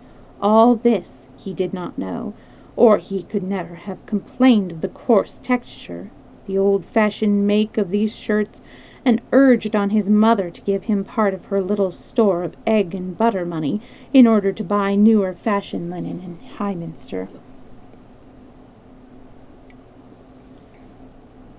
When once that little precious store of his mother's was discovered, it was well for Bessie's peace of mind that she did not know how loosely her aunt counted up the coins, mistaking guineas for shillings, or just the other way, so that the amount was seldom the same in the old black power of fascination over the household.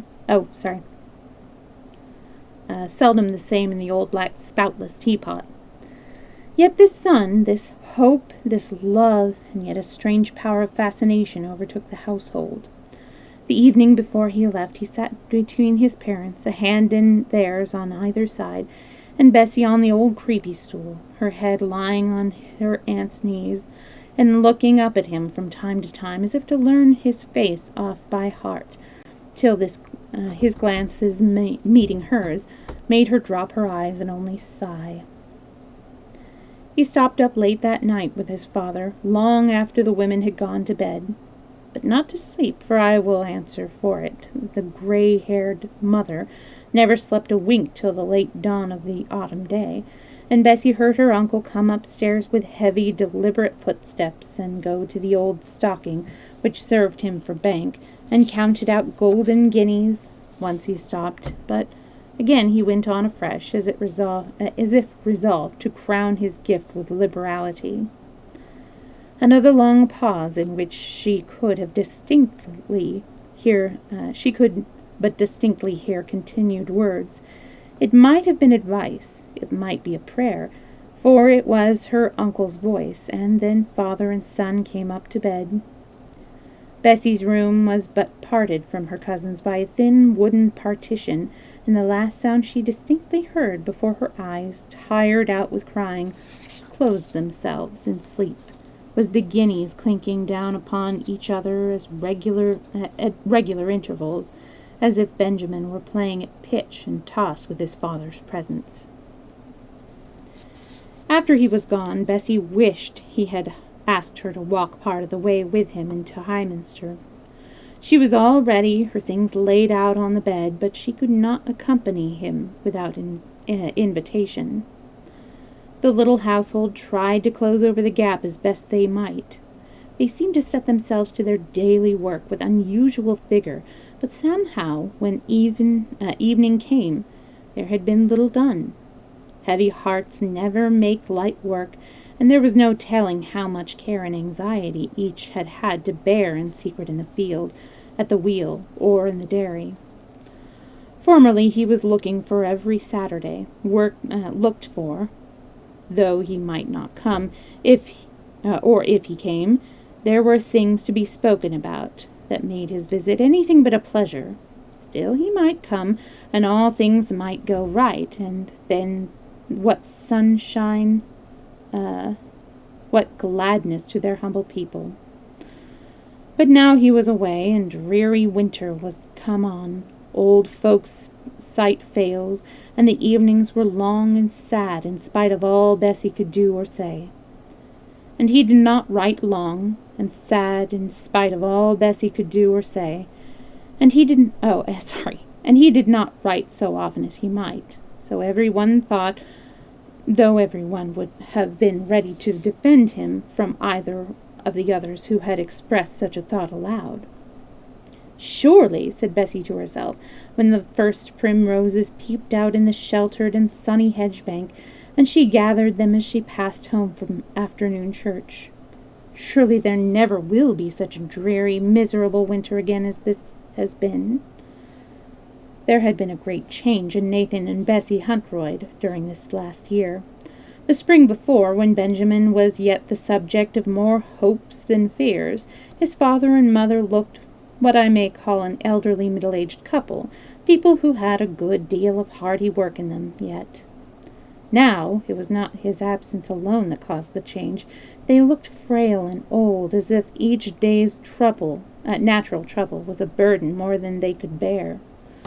For Nathan had heard sad reports about his only child, and had told them solemnly to his wife, as things too bad to be believed, and yet, God help us if indeed he is such a lad as this. Their eyes were become too dry and hollow for many tears. They sat together hand in hand, and shivered and sighed, and did not speak many words, or dare to look at each other. And then Hester said, "We maunna tell the lass. Young folks' hearts break with a little, and she'd be apt to fancy it were true." Here the old woman's voice broke into a kind of piping cry, but she struggled, and her next words were all right. "We maunna tell her. She's bound to be fond of her. He's bound to be fond of her, and mebbe, if she thinks well on him and loves him, it will bring him straight." "God grant it," said Nathan. "God shall grant it," said Hester, passionately moaning out her words, and then repeating them, alas, with a vain repetition. "It's a bad place for lying, is Highminster," said she at length, as if impatient of the silence. "I never knowed such a place for getting up stories. But Bessie knows not on, and neither you nor me believes, and that's one blessing." But if they did not in their hearts believe them, how came they to look so sad and worn beyond what mere age could do? Then came round another year, another winter, yet more miserable than the last. This year, with the primroses, came Benjamin, a bad, hard, flippant young man, with yet enough of specious manners and handsome countenance to make his appearance striking at first. Oh, hang on just a second. Hello. How's it going? It's going all right.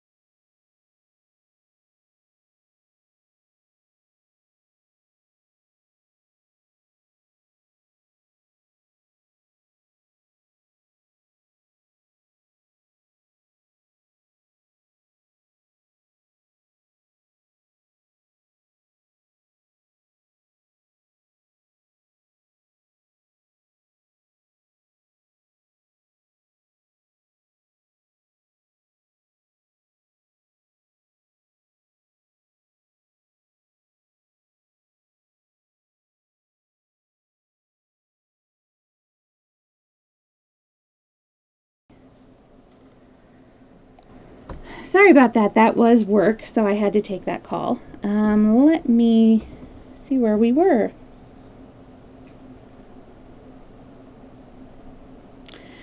Then came round another year, another winter, yet more miserable than the last. This year, with the primroses, came Benjamin, a bad, hard, flippant young man, with yet enough of specious manners and handsome countenance to make his appearance striking at first to those whom the aspect of a London-fast young man of the lowest order is strange and new.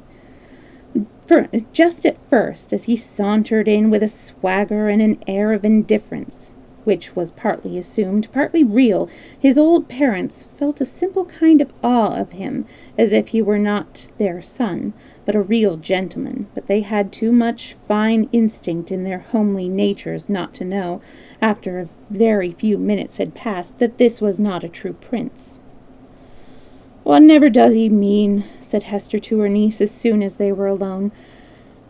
"By them Macs of werelocks, and he minces his words as if his tongue were clipped short, or spit like a magpie. Heh!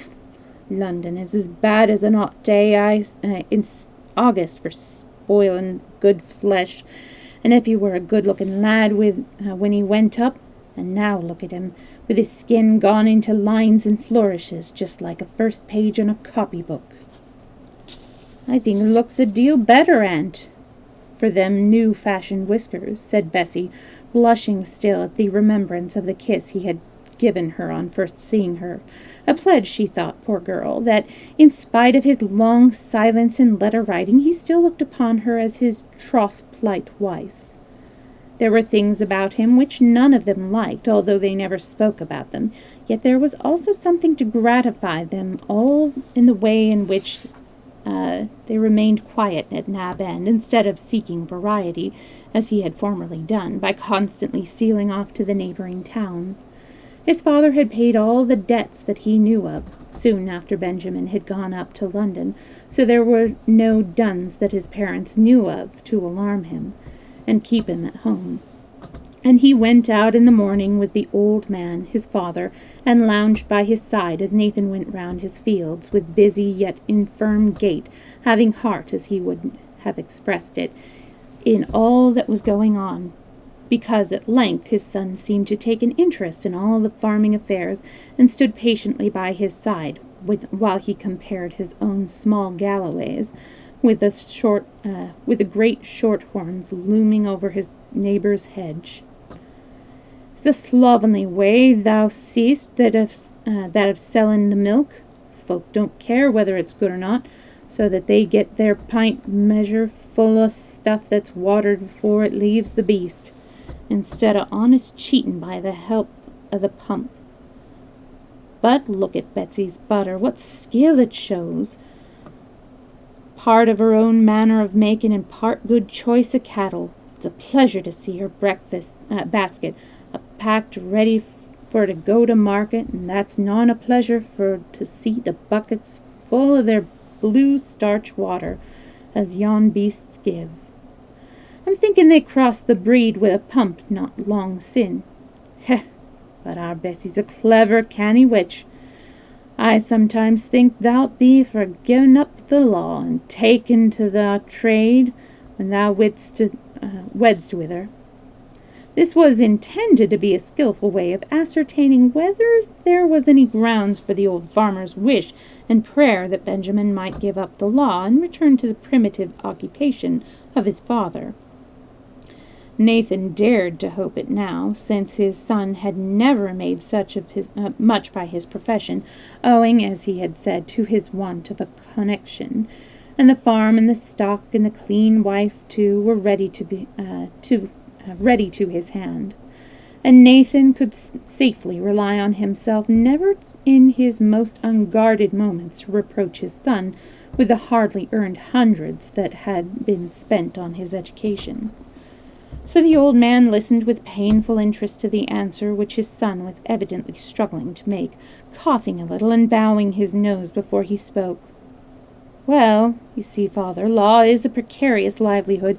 A man, as I may express myself, has no chance in the profession unless he is known to the judges and tip-top barristers and that sort of thing.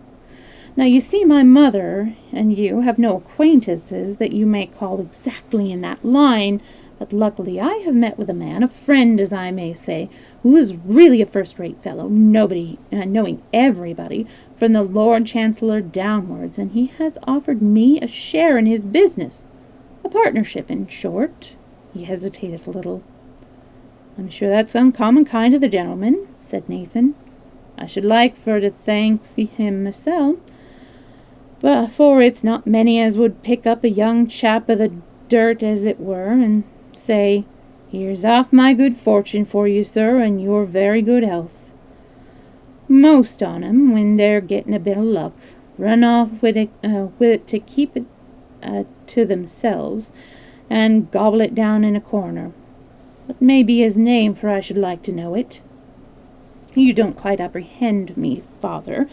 A great deal of what you've said is true to the letter. People don't like to share their good luck, as you say. The more credit as to them as does, broke in Nathan. Ay, but you see, even such a fine fellow as my friend Cavendish does not like to give away half his good practice for nothing. He expects an equivalent. An equivalent, said Nathan. His voice had dropped down an octave. And what may that be? There's always some meaning in grand words, I take it, though I'm not book-learned enough to find it out. Why, in this case, the equivalent he demands is taking me into partnership and afterwards relinquishing the whole business to me is £300 down. Benjamin looked sideways from under his eyes to see how his father took the proposition. His father struck his stick deep down in the ground and, leaning over one hand upon it, faced round him. Then thy fine friend may go and be hanged. £300! I'll be darned and danged too, if I know where to get 'em. E'en if I'd be making a fool of thee in my cell too. He was out of breath by this time. His son took his father's first words in dogged silence. It was but the burst of surprise he had led himself to expect, and did not daunt him for long. I should think, sir. Sir! When thou dost thou sir me? Is them's your manners? I'm plain Nathan Untroy, who never took on him to be a gentleman, but I have paid my way up to this time, which I shannot do much longer. If I'm to have a son coming and asking me for £300, just as if I was a cow and had nothing to do but let down my milk to the first person as strokes me. Well, father, said Benjamin, with an affectation of frankness, then there's nothing for me to do, but to do as I have often planned before, go and emigrate. And what? Said his father, looking sharply and steadily at him. Emigrate. Go to America or India or some colony where there would be an opening for a young man of spirit. Benjamin had reserved this proposition for his trump card, expecting by means of it to carry all before him, but to his surprise his father plucked his stick out of the hole he had made when he had so vehemently thrust it into the ground, and walked on 4 or 5 steps in advance. There he stood still again, and there was a dead silence for a few minutes. It'd maybe be the best thing thou couldst do, the father began. Benjamin set his teeth hard to keep in curses. It was well for poor Nathan he did not look round then and see the look his son gave him. But it would come hard like upon us, upon Hester and me, for whether thou art a good un or not, thou art our flesh and blood, our only bairn, and if thou art not all as a man could wish, as it's maybe been a fault in our pride in thee, it'd kill the missus if he went off to America, and Bess too. The lasses think so much of him. The speech originally addressed to his son, he wandered off into a monologue, as keenly listened to by Benjamin, however, as if it had all been spoken to him.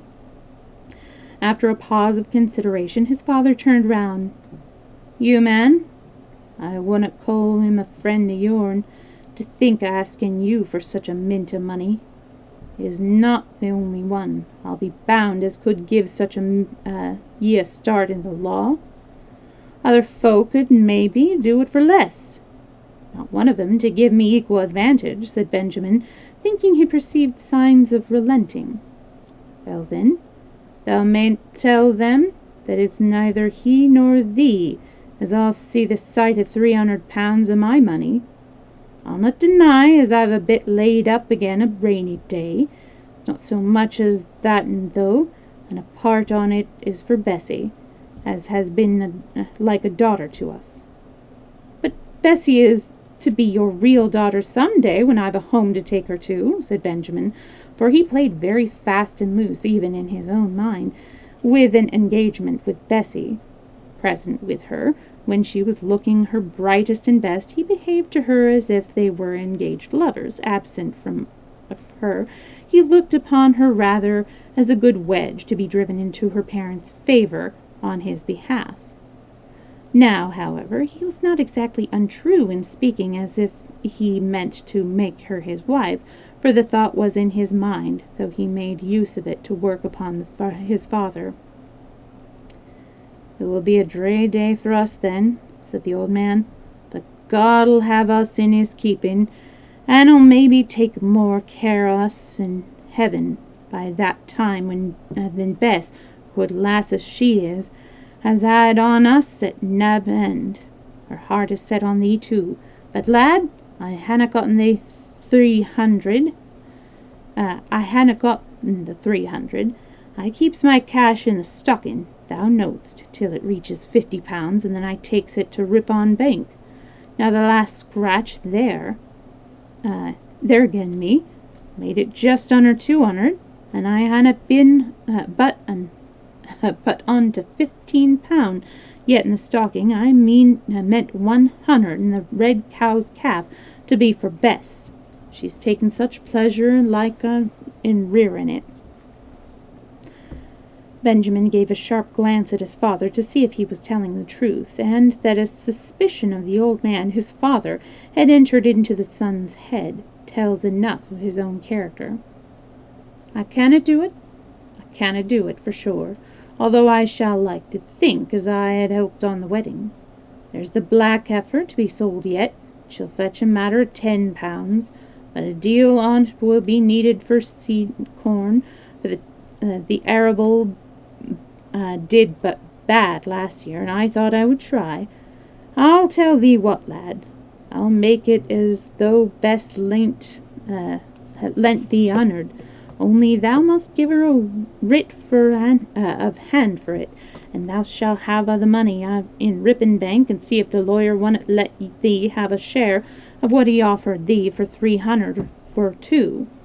I dunnot mean to wrong him, but thou must set a fair share for the money. At times I think thou'rt done for folk. Now, I wouldna have you cheat a bairn for a brass farthing. Sometime I wouldna have thee so soft as to be cheated." To explain this, it should be told that some of the bills which Benjamin had received money from his father to pay had been altered so as to include other and less creditable expenses which the young man had incurred, and the simple old farmer, who had still much faith left in him for his boy, was acute enough to perceive that he had paid above the usual price for the articles he had purchased. After some hesitation, Benjamin agreed to receive this 200 and promised to employ it to the best advantage in setting himself up in business. He had nevertheless a strange hankering after the additional £15 that was left to accumulate in the stocking. It was his, he thought, as heir to his father, and he soon lost some of his usual compliance for Bessie that evening, as he dwelt on the idea that there was money being laid by for her, and grudged it to her even in imagination. He thought more of this £15 that he was not to have, than of all the hardly earned and humbly saved 200 that he was to come into possession of. Meanwhile, Nathan was in unusual spirits that evening. He was so generous and affectionate in heart that he had an unconscious satisfaction in having helped two people on the road to happiness by the sacrifice of the greater part of his property. The very fact of having trusted his son so largely seemed to make Benjamin more worthy of trust in his father's estimation. The sole idea he tried to banish was that, if all came to pass as he hoped, both Benjamin and Bessie would be settled far away from Nab End. But then he had a childlike reliance that God would take care of him and his missus, somehow or another. God would take care of him and his missus, somehow or another. It were no use looking too far ahead. Bessie had to hear many intelligible jokes from her uncle that night, for he made no doubt that Benjamin had told her all that had passed, whereas the truth was his son had said never a word to his cousin on the subject. Oh, hang on a second. Whew. Actually, you know what, guys? I'm going to take a small break. I'm sorry to do this, but I do need to call around, and there is quite a bit left in this. So I am going to switch over to my be right back. Yeah, I'm just going to take a small break. I'm going to try to call my primary care physician and see if they have an answer for me, and if not, try to call some other places so that I can try to get this test done as soon as possible. Oh, yes, I will, after I make the call, and then I will be back. Oh, thank you so much for the bits, Wholesome. Thank you so, so much. And I will be right back.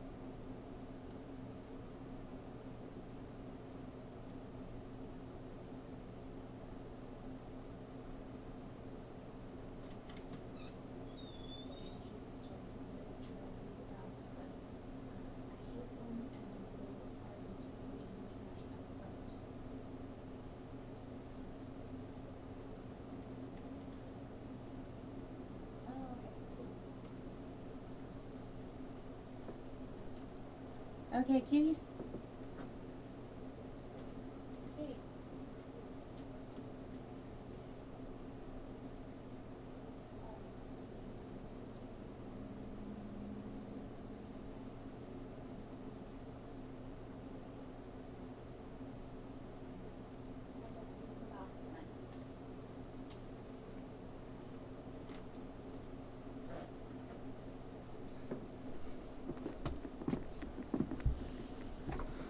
Alright, I am back to give the kitties a treat.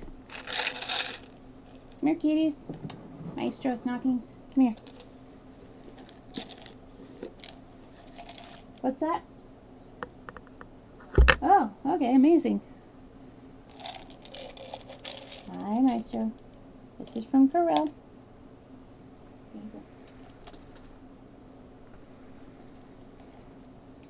Snockings is currently using the box, so it will be a moment.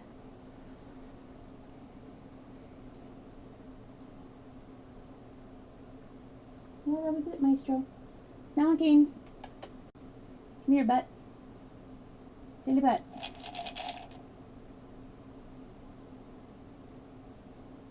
I think I still hear her using the box. Yeah, it's just as well that I didn't stop to make that phone call when my manager called me earlier, because the doctor's office closed at 4. So, what? Snoggings. Come here. Snoggings.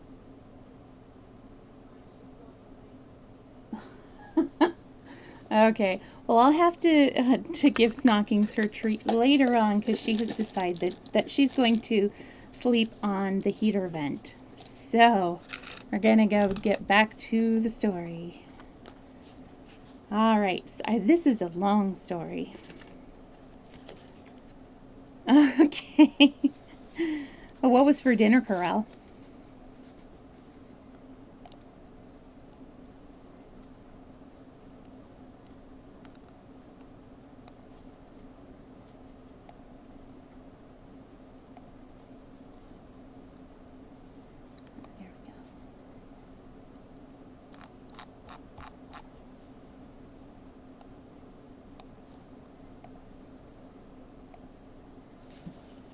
Alright.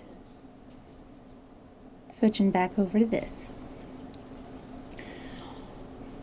Well, enjoy your nap if you do fall asleep. I hope you sleep well. Ooh, yeah, chicken strips.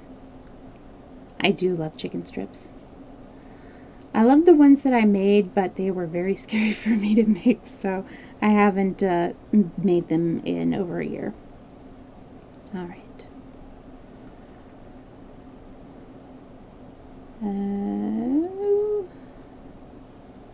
Bessie had to hear many unintelligible jokes from her uncle that night, for he made no doubt that Benjamin had told her all that had passed, whereas the truth was his son had said never a word to his cousin on the subject.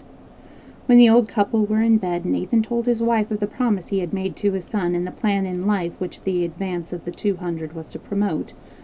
Poor Hester was a little startled at the sudden change in the destination of the sum, which she had long thought of with secret pride as money in the bank. But she was willing enough to part with it, if necessary, for Benjamin. Only how such a sum could be necessary was the puzzle. But even this perplexity was jostled out of her mind by the overwhelming idea not only of our Ben settling in London, but of Bessie going there too as his wife. This great trouble swallowed up all care about money, and Hester shivered and sighed all the night through with distress. In the morning, as Bessie was kneading the bread, her aunt, who had been sitting by the fire in an unusual manner of one of her active habits, said, "I reckon we mun go to the shop for our bread, and that's a thing I never thought to come to so long as I lived." Bessie looked up from her kneading, surprised. "I'm sure I'm none going to eat their nasty stuff. What for do you want to get baker's bread, Aunt? This dough will rise as high as a kite in a south wind." I'm not up to needin' as I could do once. It welly breaks my back. And then thou'rt off to London. I reckon we mun buy our bread first time in my life. I'm not a-going to London, said Bessie, kneading her way with fresh resolution and growing very red, either with the idea or the exertion. But our Ben is going to partner with a great London lawyer, and thou knowst he'll be not tarry long, but what he'll fetch thee. Now, Aunt, said, oh, hi, obvious, sorry, I missed that. Hope you're doing well, having a good, are you just getting up, or are you about to head off to sleep? Now, Aunt, said Bessie, stripping her arms of the dough, but still not looking up. That's all, don't fret yourself. Ben will have 20 minds in his head afore he settles, either in business or in wedlock. I sometimes wonder, she said with increased vehemence, why I go on thinking on him, for I dunnot think he thinks on me when I'm out of sight. I've a month's mind to try and forget him this time when he leaves us, that I have. For shame, wench, and he to be planning on proposing all for thy sake. It were only yesterday as he were talking to thy uncle and mapping it out so clever, only thou seest, wench, it'll be dree work for us when both thee and him is gone. Oh, okay, hope you had a good sleep. The old woman began to cry, the kind of tearless cry of the aged. Bessie hastened to comfort her, and the two talked and grieved and hoped and planned for the days that now were to be till they ended, the one in being consoled, the other in being secretly happy. You had a sleep. Nathan and his son came back from Highminster that evening, with their business transacted in the roundabout way which was most satisfactory to the old man. If he had thought it necessary to take half as much pains in ascertaining the truth of the plausible details by which his son bore out the story of the offered partnership, as he did in trying to get his money conveyed to London in the most secure manner, it would have been well for him. But he knew nothing at all of all this, and acted in the way which satisfied his anxiety best. He came home tired but content, not in such high spirits as on the night before, but as easy in his mind as he could be on the eve of his son's departure. Bessie, pleasantly agitated by her aunt's tale of the morning of her cousin's true love for her, what ardently we wished we long believe, and the plan which was to end in their marriage, and to her, the woman at least, Bessie looked almost pretty in her bright blushing comeliness, and more than once as she moved about from kitchen to dairy, Benjamin put her towards him and gave her a kiss. To all such proceedings the old couple were wilfully blind, and as night drew on, every one became sadder and quieter, thinking of the parting that was to be on the morrow. As the hours drew on, Bessie, too, became subdued, and by her simple cunning was exerted to get Benjamin to sit down next to his mother, whose very heart was yearning after him, as Bessie saw. When once her child was placed by her side, and she had got possession of his hand, the old woman kept stroking it and murmuring long, unused words of endearment, such as she had spoken to him while he was yet a little child. But all this was wearisome to him, as long as he might play with and plague and caress Bessie, and had not been sleepy, but now he yawned loudly.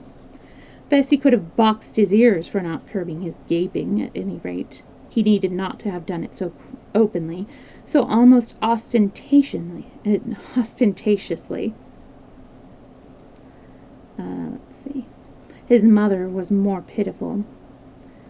"Thou art tired, my lad," she said, putting her hand fondly on his shoulder, but it fell off as he stood up suddenly and said, "Yes, deuced tired. I'm off to bed," and with a rough, careless kiss all round, even to Bessie, as if he was deuced tired of playing the lover, he was gone, leaving the three to gather up their thoughts slowly and follow him upstairs. I will give her a treat after this chapter. He seemed almost impatient at them for rising betimes to see him off the next morning, and made no more of a goodbye than some such speech as this. "Well, good folk, when next I see you, I hope you'll have merrier faces than you have today. Why, you might be going to a funeral. It's enough to scare a man for the place. You look quite ugly to what you did last night, Bess."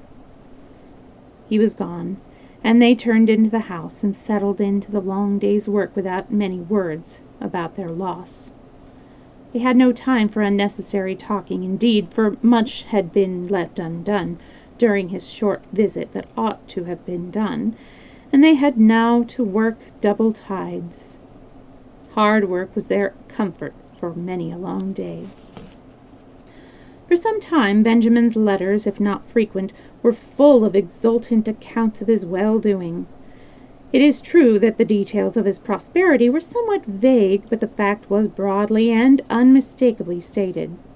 Then came longer pauses, shorter letters, altered in tone. About a year after he had left them, Nathan received a letter which bewildered and irritated him exceedingly. Something had gone wrong, what Benjamin did not say, but the latter ended with a bequest that was almost a demand for the remainder of his father's savings, whether in the stocking or the bank. Now the year had not been prosperous with Nathan. There had been an epidemic among cattle, and he had suffered with his neighbors, and moreover the price of cows, when he had brought some to repair his wasted stock, was higher than he had ever remembered it before. The 15 pounds in the stocking which Benjamin left had diminished a little more than 3, and to have that required of him in so peremptory a manner. Before Nathan imparted the contents of his letter to anyone, Bessie and her aunt had gone to market on a neighbor's cart that day. He got pen and ink and paper, and wrote back an ill-spelt but very implicit and stern negative. Benjamin had had his portion, and if he could not make it do, so much the worse for him. His father had no more to give him. That was the substance of the letter.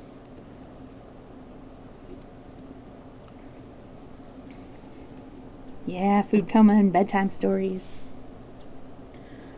The letter was written, directed, and sealed, and given to the country postman. Returning to Highminster after his day's distribution and collection of letters, before Hester and Bessie returned from the market. It had been a pleasant day of neighborly meeting and sociable gossip. Prices had been high, and they were in good spirits, only agreeably tired, and full of small pieces of news. It was some time before they found out how flatly all their talk fell on the ears of the stay-at-home listener. But when they saw that his depression was caused by something beyond their powers of accounting for by any little everyday cause, they urged him to tell them what was the matter. His anger had not gone off. It had rather increased by dwelling upon it, and he spoke it out in good resolute terms, and long ere he had ended, the two women were as sad, if not as angry, as himself. Indeed, it was many days before either feeling wore away in the minds of those who entertained them. Bessie was the soonest comforted, because she found a vent for her sorrow in action, an action that was half as a kind of compensation for many a sharp word that she had spoken with her cousin, had done anything to displease her on his last trip, and half because she believed that he never could have written such a letter to his father unless his want of money had been very pressing and real. Though how he could ever have wanted money so soon, after such a heap of it had been given to him, was more than she could justly say. Bessie got out all her savings of little presents of sixpences and shillings, ever since she had been a child. Of all the money she had gained for the eggs of 2 hens called her own, she put all together, and it was about 2 pounds. 2 pounds 5 and 7 pence, to speak accurately, and leaving out the penny as a nest egg for her future savings, she put up the rest in a little parcel and sent it with a note to Benjamin's address to London. From a well-wisher, Dr. Benjamin, Uncle has lost 2 cows and a vast of money. He is a good deal angered. but more troubled. So no more at present, hoping this will finding you well as it leaves us. Though lost to sight, to memory dear, repayment not needed, your affectionate cousin, Elizabeth Rolls. When this packet was once fairly sent off, Bessie began to sing again over her work. She never expected the mere form of acknowledgment. Indeed, she had such faith in the carrier, who took parcels to York, whence they were forwarded to London by coach, that she felt sure that he would go on purpose to London to deliver anything entrusted to him, if he had not full confidence in the persons, coach, and horses to whom he committed it. Therefore she was not anxious that she did not hear of its arrival. Giving a thing to a man as one knows, she said to herself, is a vast different to poking a thing through a hole into a box, the inside of which one has never clapped eyes on, and yet letters get safe some way or another. This belief in the infallibility of the post was destined a shock long before. She had a secret yearning for Benjamin's thanks and some of the old words of love that she had been without so long. Nay, she even thought, when day after day, week after week passed by without a line, that she might be winding up his affairs in that weary, wasteful London, and coming back to Nab End to thank her in person. One day her aunt was upstairs, inspecting the summer's make of cheeses, her uncle out in the fields. The postman brought a letter into the kitchen for Bessie. A country postman, even now, is not much pressed for time, and in those days there were but few letters to distribute, and they were only sent out from Highminster once a week into the district in which Nab End was situated, and on those occasions the letter-carrier usually paid morning calls on the various people for whom he had letters. So, half standing by the dresser, half sitting on it, he began to rummage out his bag. It's a queer-looking thing like I've got for Nathan this time. I'm afraid it will bear ill news in it. If there's dead letter office stamped on the top of it. Lord save us, said Bessie, and she sat down on the nearest chair, as white as a sheet. In an instant, however, she was up and snatching the ominous letter out of his man's hands, and she pushed him before her out of the house, and said, "Be off with ye before aunt comes down," and ran past him as hard as she could till she reached the field, where she expected to find her uncle. "Uncle," she said, breathless, "what is it? Oh, uncle, speak! Is he dead?" Nathan's hands trembled, and his eyes dazzled. "Take it," he said. "Tell me what it is." "It's a letter. It's from you to Benjamin. It is, and there's words printed on it, not known at the address given, so they've sent it back to the writer. That's you, uncle. Oh, it gave me such a start with them nasty words printed outside." Nathan had taken the letter back into his own hands, and was turning it over, while he strove to understand what the quick-witted Bessie had picked up at the glance. But he arrived at a different conclusion. "He's dead?" said he. "The lad is dead, and he never knowed how as I was sorry I wrote to un so sharp. My lad, my lad." Nathan sat down on the ground where he stood and covered his face with his old withered hands. The letter returned to him as one which he had written with infinite pains and at various times to tell his child in kinder words and at greater length than he had done before the reason why he could not send him the money demanded, and now Benjamin was dead.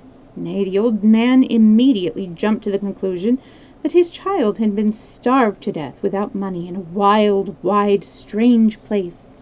All he could say at first was, "My heart, Bess, my heart is broken," and he put his hand to his side, still keeping his eyes covered with the other, as though he never wished to see the light of day again. Bess was down by his side in an instant, holding him in her arms, chafing and kissing him. "It's not so bad, uncle. He's not dead.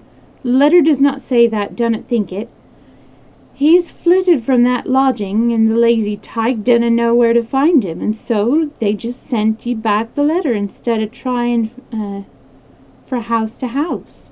as Mark Benson would. I always heerd tell on south country folk for laziness. He's none dead, uncle. He's just flitted, and he'll let us know afore long where he's gettin' to. Maybe it's a cheaper place, for that lawyer as cheated him, you recklet, and he'll be trying to live for as little as he can, that's all, uncle. Dunnot think on so, for it doesna say he's dead."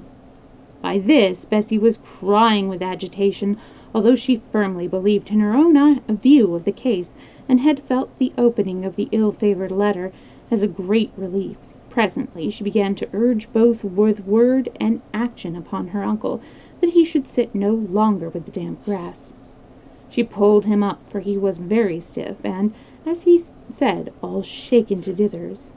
She made him walk about, repeating over and over again her solution of the case, always in the same words, beginning again and again. "He's none dead, it's just been a flitting," and so on. Nathan shook his head and tried to be convinced, but it was a steady belief in his own heart for all that. He looked so dearly ill on his return home with Bessie, for she would not let him go on with this day's work, that his wife made sure he had taken cold, and he, weary and indifferent to life, was glad to subside into bed and the rest from exertion which his real bodily illness gave him.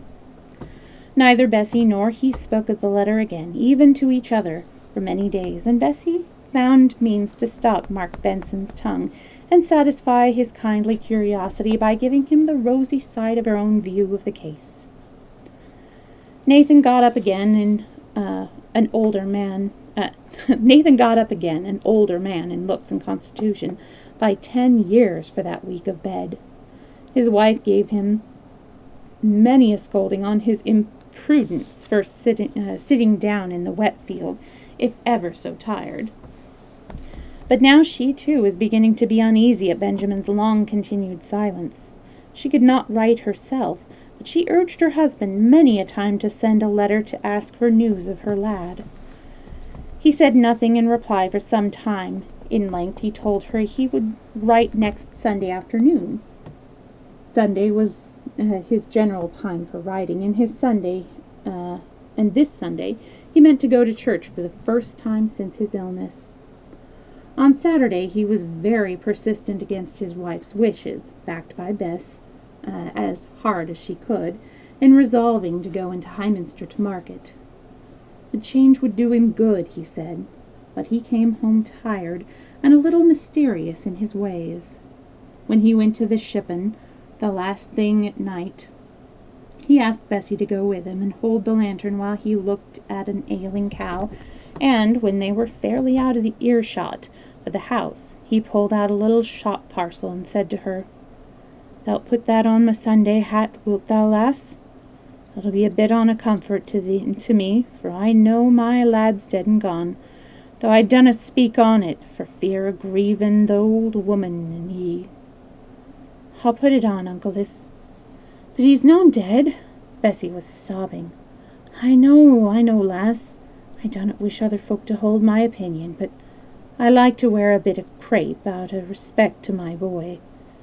It 'ud have done me good for to have ordered a black coat. She'd see if I had on my wedding coat Sundays, for she's losing her eyesight, poor old wench. But she'll ne'er take notice of a bit of crape. Thou'lt put it on all canny and tidy." So Nathan went to church with a strip of crape as narrow as Bessie durst venture to make it round his hat. Such is the contradictoriness of human nature, that, though he was most anxious his wife should not hear of his conviction that their son was dead, he was half hurt that none of the neighbours noticed his sign of mourning, so far as to ask him for whom he wore it. But after a while, when they never heard a word from him or about Benjamin, the household wonder as to what had become of him grew so painful and strong that Nathan no longer kept his idea to himself. Poor Hester, however, rejected it with her whole will, heart, and soul. She could not and would not believe, nothing should make her believe, that her only child Benjamin had died without some sign of love or farewell to her. No argument, no arguments could shake her in this. She believed that if all natural means of communication between her and him had been cut off at the last supreme moment, if death had come upon him in an instant, sudden and unexpected, her intense love would, she believed, have been supernaturally made conscious of the blank. Nathan at times tried to feel glad that she could still hope to see the lad again, but at other moments he wondered her sympathy in his grief, his self-reproach, his weary wonder as to how and what they had done wrong in the treatment of their son, that he had been such a care and sorrow to his parents. Bessie was convinced, first by her aunt and then by her uncle, honestly convinced, on both sides of the argument, and so, for the time, able to sympathize with each other. But she lost her youth in a very few months. She looked set and middle-aged, long before she ought to have done, and rarely smiled and never sang again. All sorts of new arrangements were required by the blown, which told so miserably about the energies of all the household at Nab End. Nathan could no longer go about and direct his 2 men, taking a good turn of work himself at busy times. Hester lost her interest in her dairy, for which indeed her increasing loss of sight unfitted her. Bessie could either do field work, or attend to the cows, the shippen, or churn, or make cheese. She did all well, no longer merrily, but with something of stern cleverness. But she was not sorry when her uncle one evening told her aunt and her the neighboring farmer, Job Kirkby, had made him an offer to take so much of his land off his hands as would have leave him only pasture enough for 2 cows and no arable to attend to, while Farmer Kirkby did not wish to interfere with anything in the house, only would be glad to use some of the outbuildings for his fattening cattle.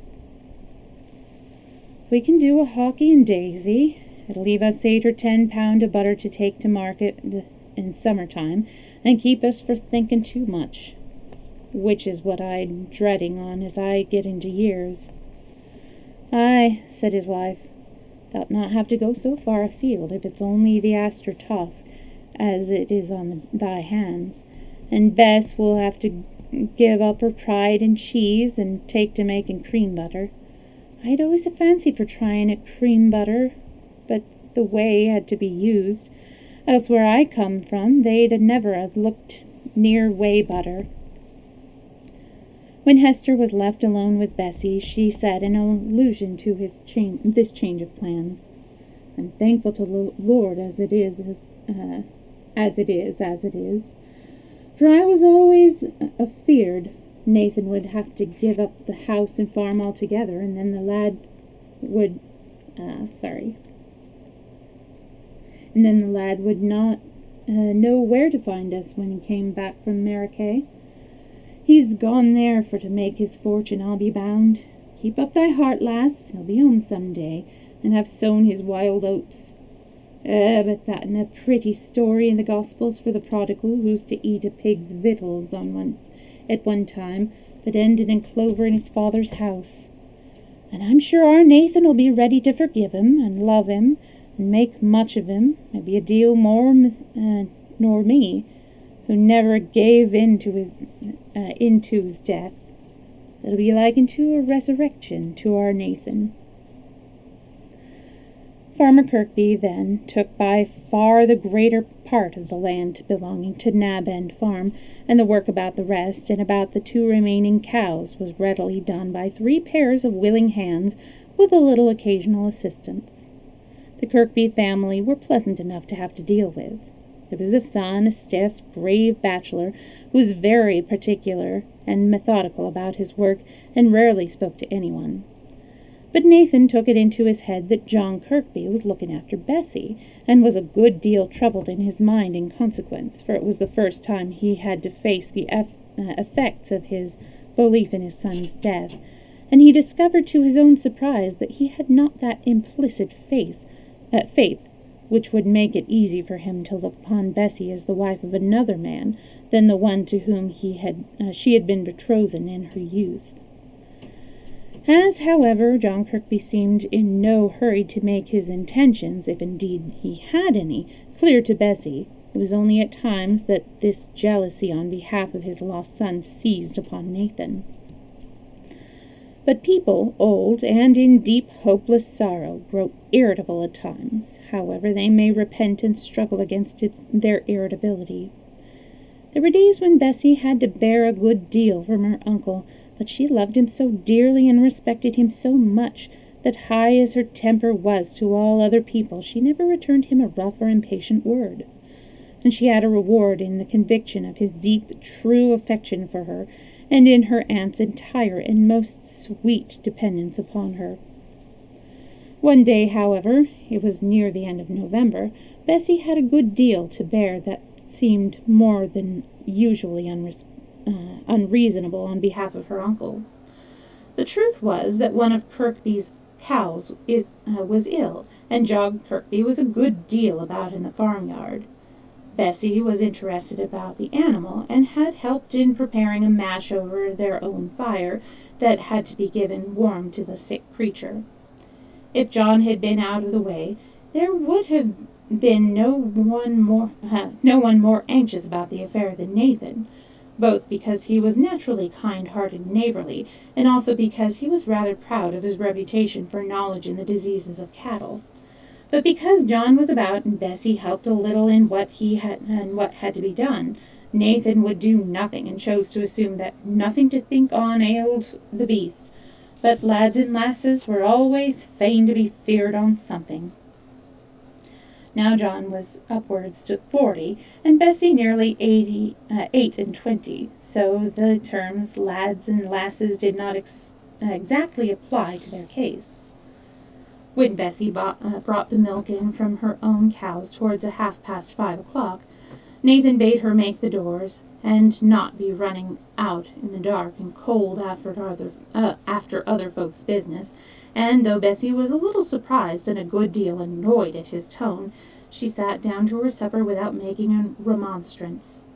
It had long been Nathan's custom to look out the last thing at night to see what make o' weather it were, and when towards 8:30 he got his stick and went out, 2 or 3 steps from the door which opened into the house place where they were sitting, Hester put her hand on her niece's shoulder and said, "He's gotten a touch of the rheumatics as twinges him and makes him speak so sharp. I dinna think to ask thee afore him, but how's yon poor beast?" "Very ailin', belike. John Kirkby were off for the cow doctor when I came in. I'll reckon they'll have to stop it with a night. Stop up with a night." Since their sorrows, her uncle had taken to reading a chapter in the Bible aloud, the last thing at night. He could not read fluently, and often hesitated long over a word, which he miscalled at length, but the very fact of opening the book seemed to soothe those old bereaved parents, for it made them feel quiet and safe in the presence of God, and took them out of the cares and troubles of this world into the futurity, which, however dim and vague, was to their faithful hearts a sure and certain rest. This little quiet time, Nathan sitting with his horn spectacles on, the tallow candle between him and his Bible, and throwing a strong light on his reverent, earnest face, Hester sitting on the other side of the fire, her head bowed in attentive listening, now and then shaking it and moaning a little, but when a promise came of any good tidings of great joy, saying Amen with fervor. Bessie by her aunt, perhaps her mind a little wandering to some household cares, or it might be on thoughts of those who were absent. This little quiet pause, I say, was grateful and soothing to his household, as a lullaby to a tired child. But this night, Bessie, sitting opposite to the long, low window, only shaded by a few geraniums that grew in the sill, and the door alongside that window, through which her uncle had passed not a quarter of an hour before, saw the wooden latch of the door gently and almost noiselessly lift up as if some one were trying it from the outside.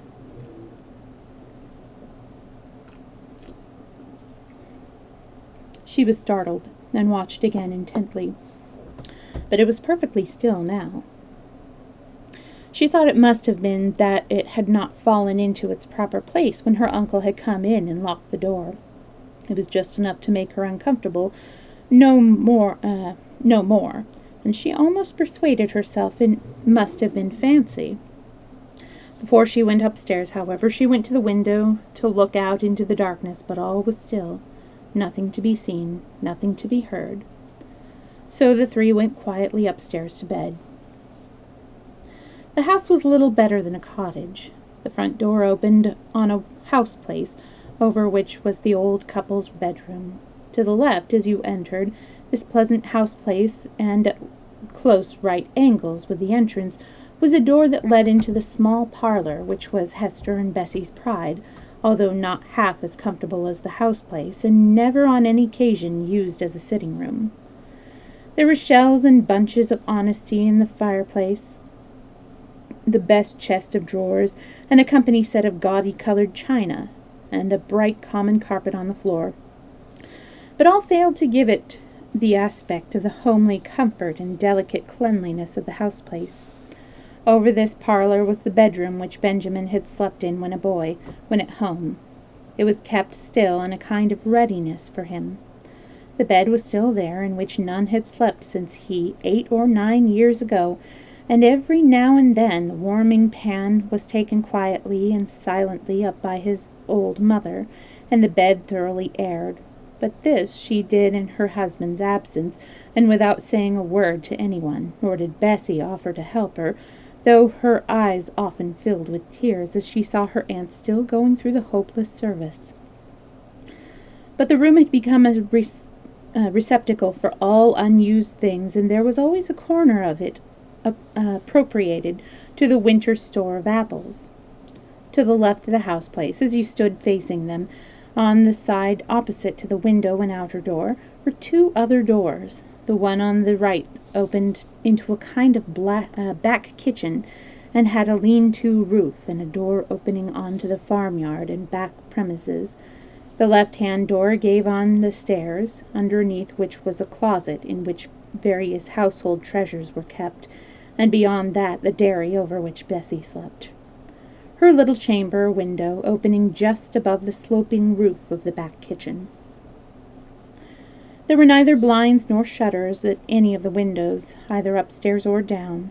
The house was built of stone, and there was heavy framework of the same material round the little casement windows, and the long, low windows of the house place were divided by what, in grander dwellings, would be called mullions. By 9 o'clock this night of which I am speaking, all had gone upstairs to bed.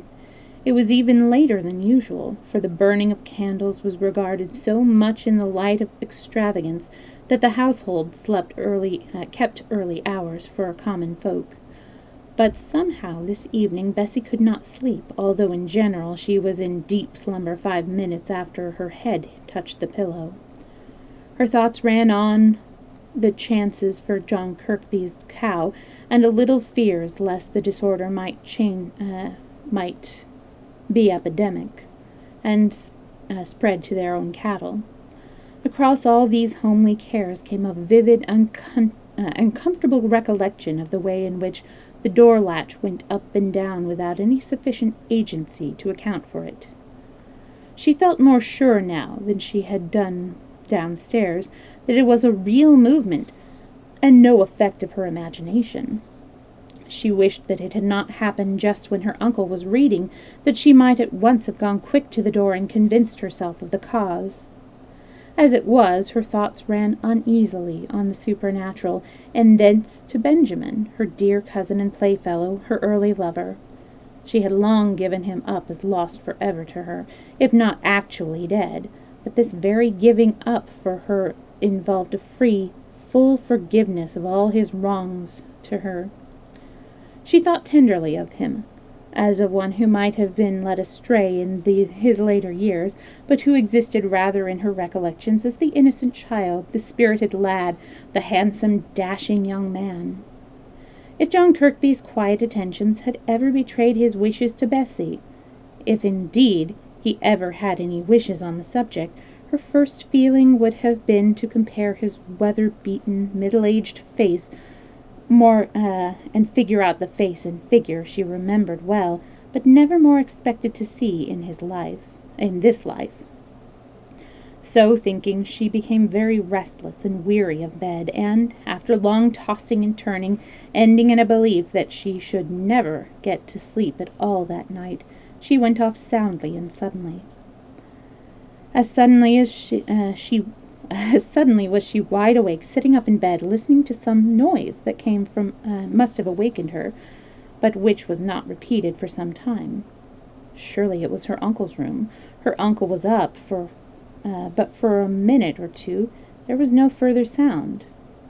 Then she heard him open his door and go downstairs with hurried, stumbling steps. She now thought that her aunt must be ill, and hastily sprang out of bed and was putting on her petticoat with hurried, trembling hands, and had just opened her chamber door when she heard the front door undone, and a scuffle as of the feet of several people, and many rude, passionate words spoken hoarsely below the breath. Quick as thought, she understood it all. The house was lonely. Her uncle had the reputation of being well-to-do. They had pretended to be belated, and had asked their way of something. What a blessing that John Kirkby's cow was sick, for there was several men watching with him. She went back, opened her window, squeezed herself out, slid down the lean-to roof, and ran, barefoot and breathless, to the shippen. "John! John, for the love of God, come quick! There's robbers in the house, and Uncle and Aunt will be murdered!" she whispered in terrified accents through the closed and barred shippen door. In a moment it was undone, and John and the cow doctor stood there, ready to act, if they but understood her rightly. Again she repeated her words, with broken, half-unintelligible explanations of what she as yet did not rightly understand. "Front door's open, say'st thou?" said John, arming himself with a pitchfork, while the cow doctor took some other implement. "Then I reckon we'd best make for that way of getting to the house, and catch 'em all in a trap." "Run! Run!" was all Bessie could say, taking hold of John Kirkby's arm and pulling him along with her. Swiftly did the three run to the house, round the corner, and in at the open front door. The men carried the horn lantern they had been using in the shippen, and by the sudden oblong light that it threw upon objects, Bessie saw the principal one of her anxiety, her uncle lying stunned and helpless on the kitchen floor. Her first thought was for him, for she had no idea that her aunt was in immediate danger, although she heard the noise of feet and fierce, subdued voices upstairs. "Make the door behind us, lass. We'll not let them escape," said brave John Kirkby, dauntless in a good cause, though he knew not how many there might be above. The cow doctor fastened and locked the door, saying, "There," in a defiant tone, as he put the key in his pocket. It was to be a struggle for life or death, or at any rate for effectual capture or desperate escape. Bessie kneeled down by her uncle, who did not speak or give any sign of consciousness. Bessie raised his head by drawing a pillow off the settle and putting it under him. She longed to go for water into the back kitchen, but the sound of a violent struggle and a heavy blow, and of low, hard curses, spoken through closed teeth and sputtered passions, as though breath were not too much needed for action to be wasted in speech, kept her still and quiet by her uncle's side in the kitchen, where the darkness might almost be felt, so thick and deep was it. Once, in a pause of her own heart's beating, a sudden terror came over her. She perceived in that strange way in which the presence of a living creature forces itself on their consciousness consciousness in the darkest room that someone was near her, keeping as still as she. It was not the poor old man's breathing that she heard, nor the radiation of his presence that she felt. Someone else was in the kitchen, another robber perhaps, left to guard the old man with murderous intent, if his consciousness returned. Now Bessie was fully aware that self-preservation would keep her terrible companion quiet, as there was no motive for his betraying himself sooner than the desire to escape, any effort for which he, the unseen witness, must know would be rendered abortive by the fact of the door being locked. Yet the knowledge that he was there, close to her, still silent as the grave, with fearful, it might be deadly, unspoken thoughts in his heart, possibly even with keener and stronger sight than hers, no longer accustomed to the darkness, able to discern her figure and posture, and glaring at her like some wild beast, Bessie could not fail to shrink from the vision that her fancy presented. And still the struggle went on upstairs, feet slipping, blows sounding, and the wrench of intentioned aims and strong gasps for breath as the wrestlers paused for an instant. In one of these pauses, Bessie felt conscious of a creeping movement close to her, which ceased when the noise of the strife above died away, and was resumed when it again began. She was aware of it by some subtle vibration of the air rather than by touch or sound.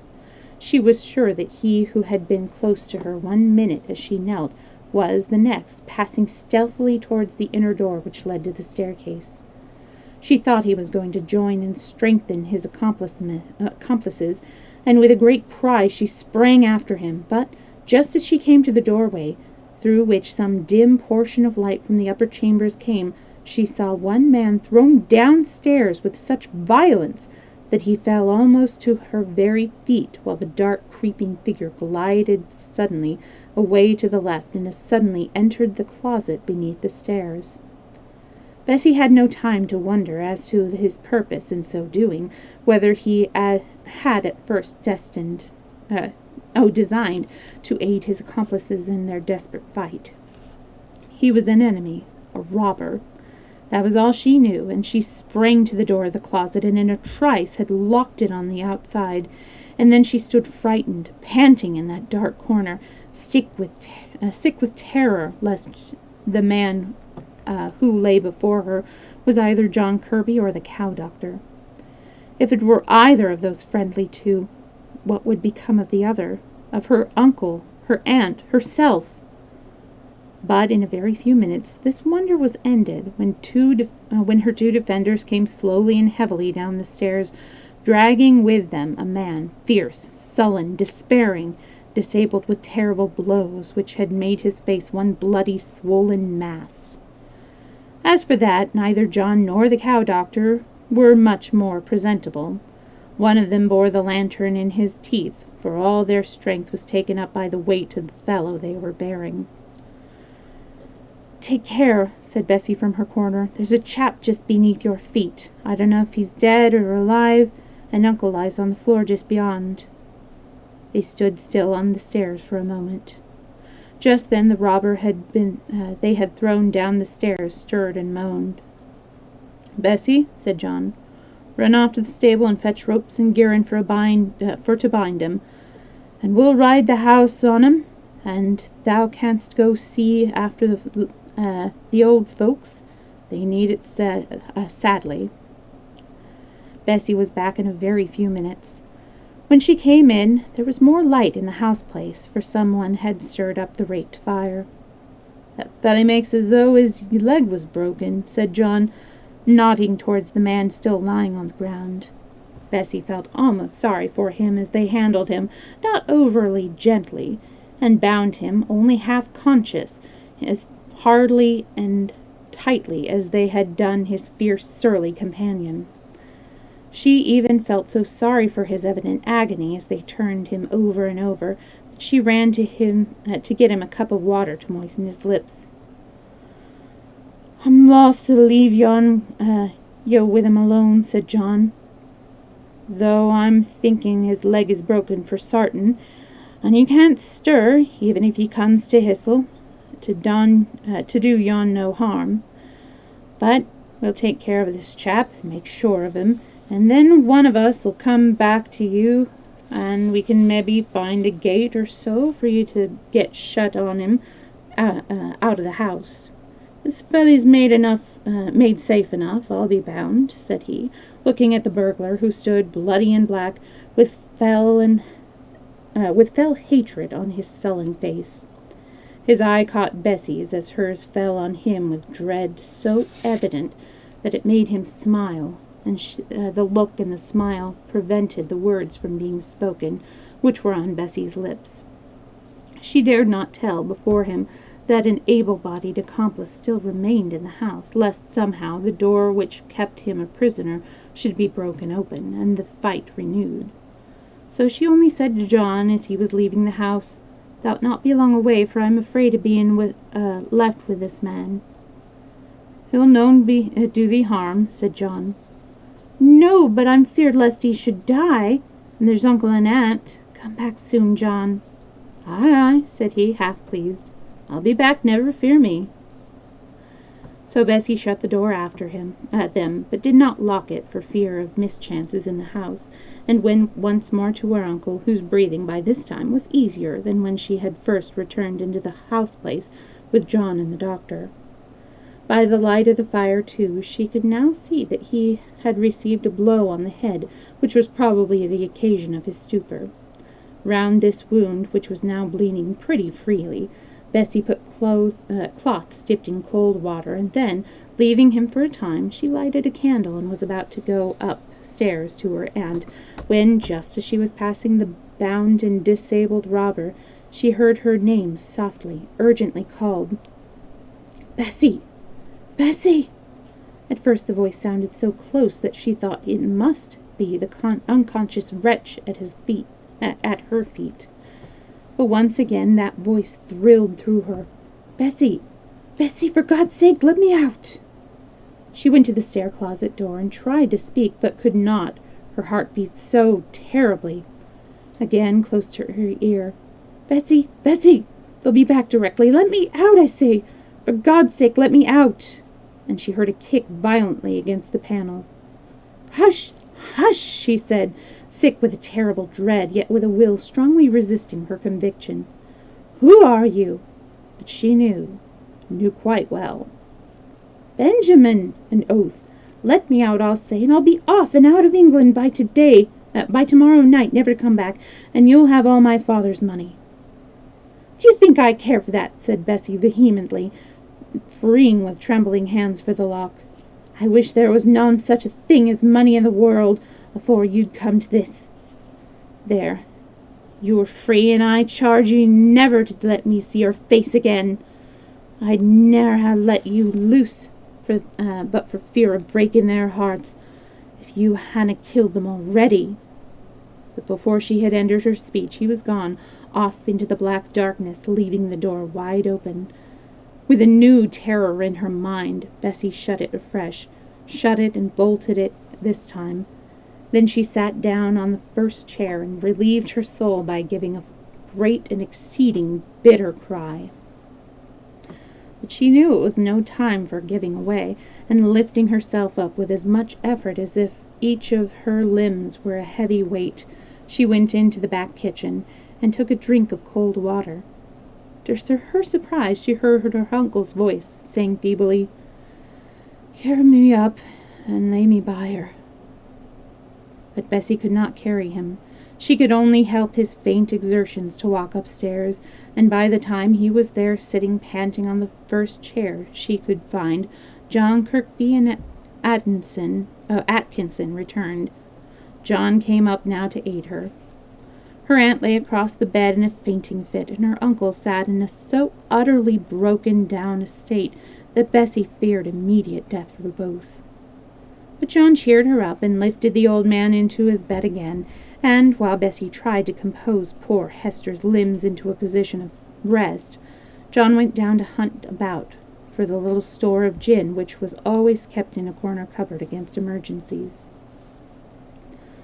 "They've had a sore fight," said he, shaking his head as he poured a little gin and hot water into their mouths with a teaspoon, while Bessie chafed their cold feet. "And it and the cold have been welly too much for 'em poor old folk." He looked tenderly at them, and Bessie blessed him in her heart, blessed him unaware for that look. "I mun be off. I sent Atkinson up to the farm for to bring down Bob and Jack. Came with 'em back to shippin' for to look after other man. He began blackguarding us all round so Bob and Jack were gagging him with bridles when I left."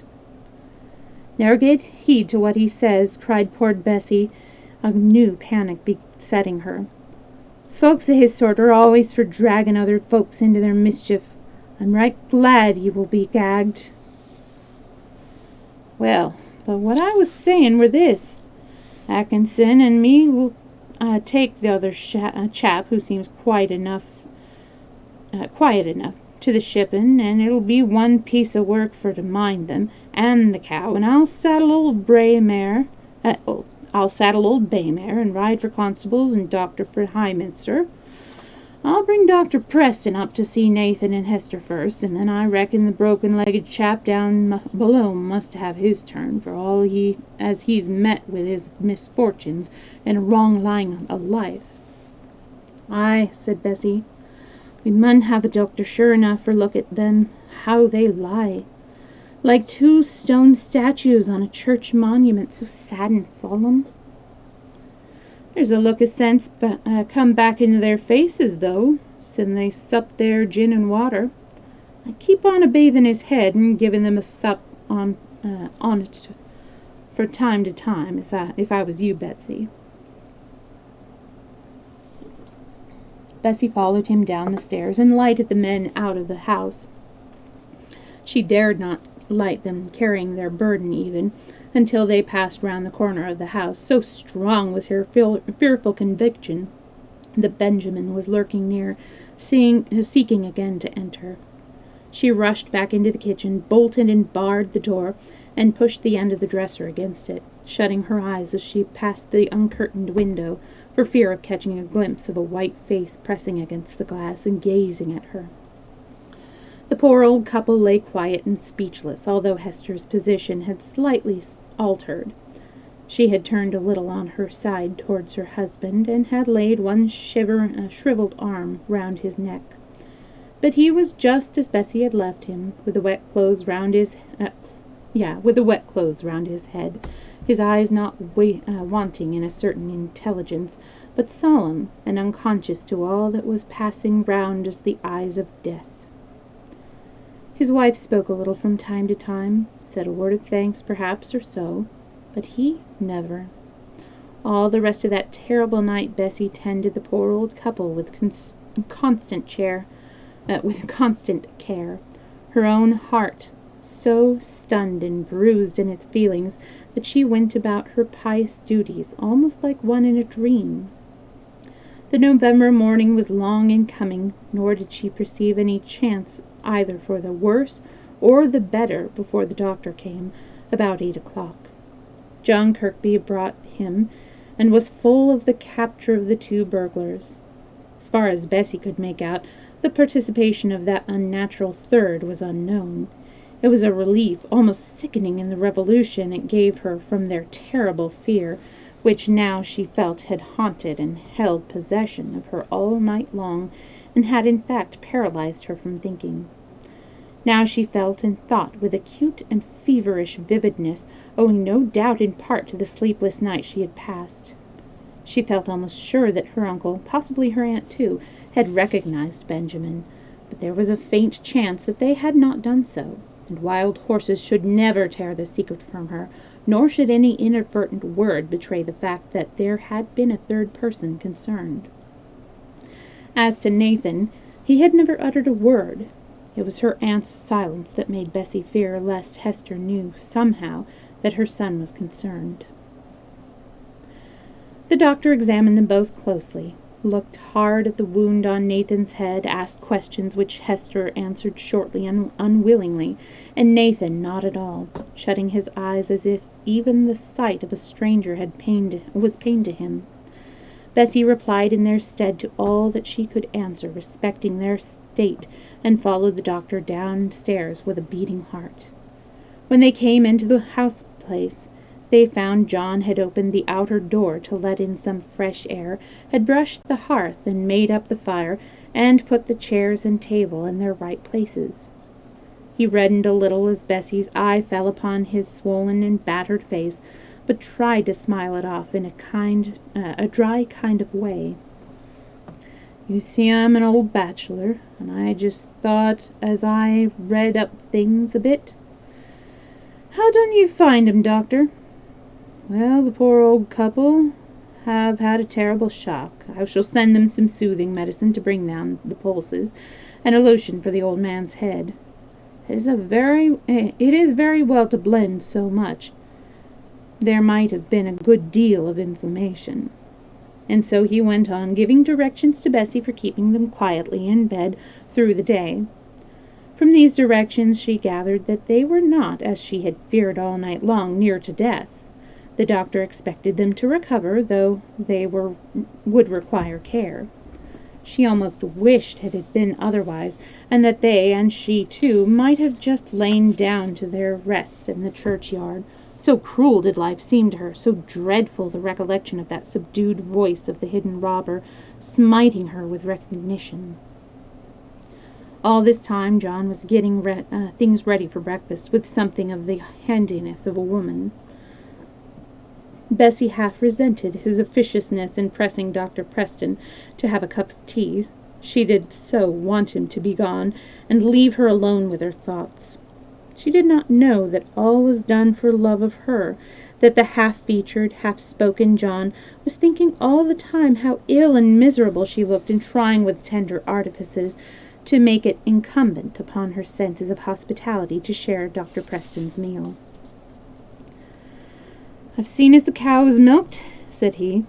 "Yourn and all, and Atkinson's brought ours round fine.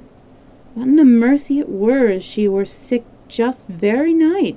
Yon two chaps had made short work on it if you hadna fetched us in. And as it were, we had a sore tussle, one on 'em. Will bear the marks on it to this dying day, wunna ye, doctor? He'll barely have his leg well enough to stand his trial at York. Assizes, they're coming off in a fortnight from now. Aye, and that reminds me, Bessie, you'll have to go witness before Justice Royds. Constables bade me tell you, and give you a summons. Dunna be feared, it will not be a long job, though I'm not satisfied as it'll be a pleasant one. We'll have to answer questions as to how and all about it, and Jane, his sister, will come and stop with the old folks and drive you in the shandry. No one knew why Bessie's color blenched, and her eyes clouded. No one knew how she apprehended lest she should have the say that Benjamin had been of the gang, if indeed in some way the law had not followed on his heels quick enough to catch him. But that trial was spared her, and she was warned by John to answer questions, and say no more than was necessary for fear of making her story less clear, and as she was known, by character at least to Justice Royds and his clerk, they made the examination as little formidable as possible. When all was over, and John was driving her back again, he expressed his rejoicing that there would be evidence enough to convict the men without summoning Nathan and Hester to identify them. Bessie was so tired that she hardly understood what an escape it was, how far greater than even her companions understood. Jane Kirkby stayed with her for a week or more, and was an unspeakable comfort. Otherwise, she sometimes thought she should have gone mad, with the face of her uncle always reminding her, in its stony expression of agony, of that fearful night. Her aunt was softer in her sorrow, as became one of her faithful and pious nature, but it was as easy to see how her heart bled inwardly. She recovered her strength sooner than her husband, but as she recovered, the doctor perceived the rapid approach of total blindness. Every day, nay, every hour of the day that approached of Bessie dared, without fear of exciting her suspicions of her knowledge, she told them, as she had anxiously told them at first, that only 2 men, and those perfect strangers, had been discovered as being concerned in the burglary. Her uncle would never have asked a question about it, even if she had withheld all information about the affair, but she noticed the quick, watching, waiting glance of his eye whenever she returned from any person or place when she might have been supposed to gain intelligence if Benjamin were suspected or caught. And she hastened to relieve the old man's anxiety by always telling all that she had heard, thankful that as the days passed on the danger she sickened to think of grew less and less. Day by day, Bessie had ground for thinking that her aunt knew more than she had apprehended at first. There was something so very humble and touching in Hester's blind way of feeling about for her husband, stern, woe-begone Nathan, and mutely striving to console him in the deep agony of which Bessie learned from this loving, piteous manner that her aunt was conscious. Her aunt's face looked blankly up into his, tears slowly running down from her sightless eyes, while from time to time, when she thought herself unheard by any save him, she would repeat such texts as she had heard at church in happier days, and which she thought, in her true, simple piety, might tend to console him. Yet day by day her aunt grew more and more sad. 3 or 4 days before assize time, 2 summonses to attend the trial at York were sent to the old people.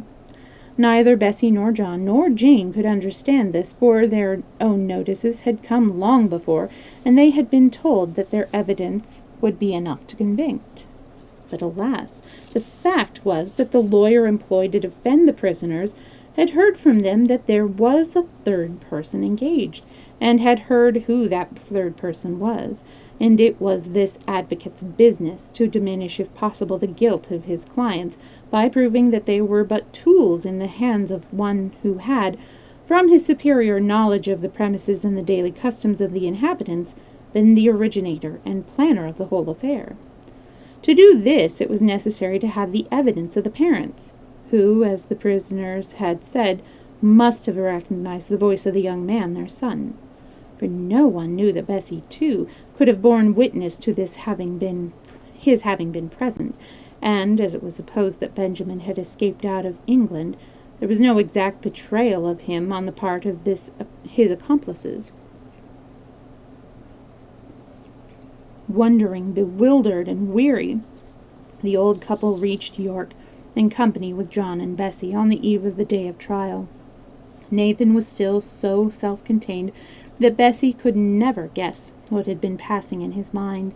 He was almost passive under his old wife's trembling caress. He seemed hardly conscious of them, so rigid was his demeanor. She, Bessie, feared at times, was becoming childish, for she had evidently so great and anxious a love for her husband that her memory seemed going in her endeavors to melt the stoniness of his aspect and manners. She appeared occasionally to have forgotten why he was so changed in her piteous little attempts to bring him back to his former self. "They'll for sure never fortune them when they see what old folks they are," cried Bessie on the morning of the trial, a dim fear looming over her mind. "They'll never be so cruel for sure." But for sure it was so. The barrister looked up at the judge almost apologetically as he saw how hoary-headed and woeful an old man was put into a witness box when the defense came on, and Nathan Huntroyd was called on for his evidence. "It is necessary on behalf of my clients, my lord, that I should pursue a course which, for all other reasons, I deplore." "Go on," said the judge. "What is right and legal must be done." But an old man himself, he covered his quivering mouth with his hand, as Nathan, with grey, unmoved face and solemn, hollow eyes, placed his 2 hands on each side of the witness box, prepared to give his answers to questions, the nature of which he was beginning to foresee, but would not shrink from replying to truthfully. The very stones, as he said to himself, with a kind of dulled sense of eternal justice, rise up against such a sinner. Your name is Nathan Huntroyd, I believe? It is. You live at Nab End Farm? I do. Do you remember the night of November the 12th? Yes. You were awakened that night by some noise, I believe. What was it? The old man's eyes fixed themselves upon his questioner with the look of a creature brought to bay. That look the barrister never forgets. It will haunt him till this dying day. It was a throwing up of stones against our window. Did you hear it at first? No. What awakened you then? She did. And then you both heard the stones. Did you hear nothing else? A long pause, then a low clear. Yes. What? Our Benjamin asking us for to let him in. She said it was... she says as it were him, leastwise. And you thought it was him, did you not? I told her, this time in a louder voice, for to get to sleep and not to be thinking that every drunken chap as passed by were our Benjamin, for that he were dead and gone. And she? She said as though she'd heard our Benjamin afore, she were welly awake, asked for to be let in. But I bade her ne'er heed her dreams, but turn on her other side and get to sleep again. And did she? A long pause. Judge, jury, bar, audience all held their breath. At length Nathan said, No. What did you do then? My lord, I am compelled to ask these painful questions. I saw she wouldn't be quiet. She had always thought he would come back to us, like the prodigal in the Gospels. His voice choked a little, but he tried to make it steady, succeeded, and went on. She said if I wouldn't get up she would, and just then I heard a voice. I'm not quite myself, gentlemen.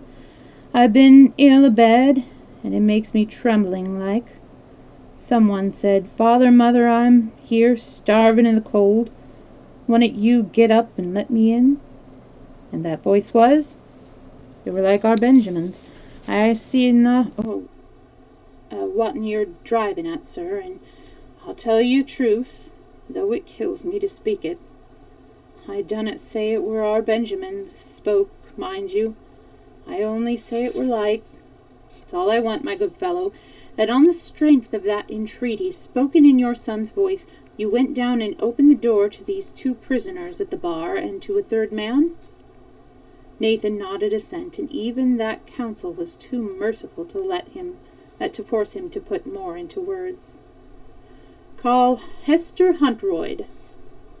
An old woman, with a face of which the eyes were evidently blind, with a sweet, gentle, careworn face, came into the witness box, and meekly curtsied to the presence of those whom she had been taught to respect, a presence she could not see. There was something in her humble, blind aspect as she stood waiting to have something done to her, what her poor troubled mind hardly knew, that touched all who saw her inexpressibly. Again the counsel apologized, but the judge could not reply in words. His face was quivering all over, and the jury looked uneasily at the prisoner's counsel. That gentleman saw that he might go too far and send their sympathies off on the other side, but 1 or 2 questions he must ask. So hastily recapitulating much that he had learned from Nathan, he said, You believed it was your son's voice asking to be let in? Aye. Our Benjamin came home, I'm sure. Choose where he is gone. She turned her head about, as if listening for the voice of her child in the hushed silence of the court. Yes, he came home last night, and your husband went down to let him in? That night. Well, I believe it did. There's a great noise of folk downstairs. You heard your son Benjamin's voice among the others? Is it to do him harm, sir? She asked, her face growing more intelligent and intent on the business in hand. It is not my object in questioning you. I believe he has left England, so nothing you can say will do him any harm.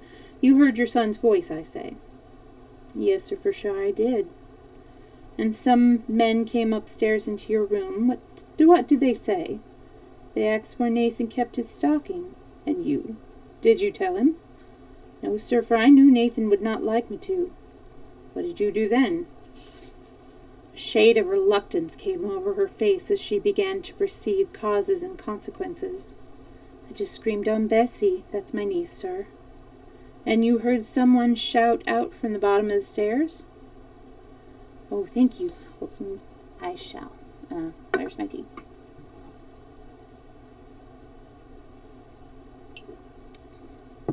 I have hydrated, thank you. She looked piteously at him, but did not answer. Gentlemen of the jury, I wish to call your particular attention to this fact. She acknowledges she heard someone shout. Some third person, you observe, shout out to the two above. What did he say? That is the last question I shall trouble you with. What did the third person left behind downstairs say? Her face worked, her mouth opened 2 or 3 times as if to speak. She stretched out her arms imploringly, but no word came, and she fell back into the arms of those nearest to her. Nathan forced himself forward into the witness box. My lord judge, a woman bored ye, as I reckon it's a cruel shame to serve a mother so.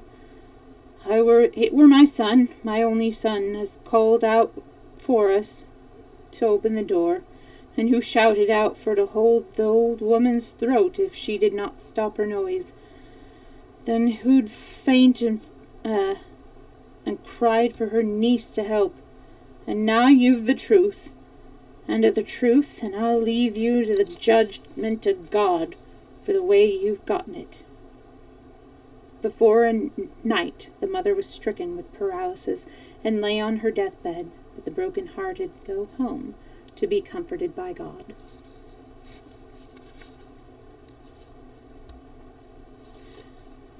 And now we're on the last chapter.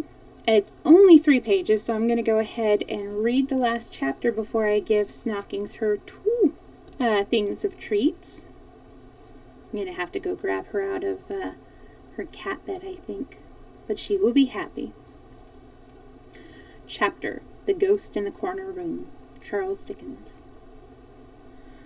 I had observed Mr. Governor growing fidgety at his turn. His spell, he called it, approached, and he now surprised us all by rising with a serious countenance and requesting permission to come aft and have speech with me, before he spun his yarns.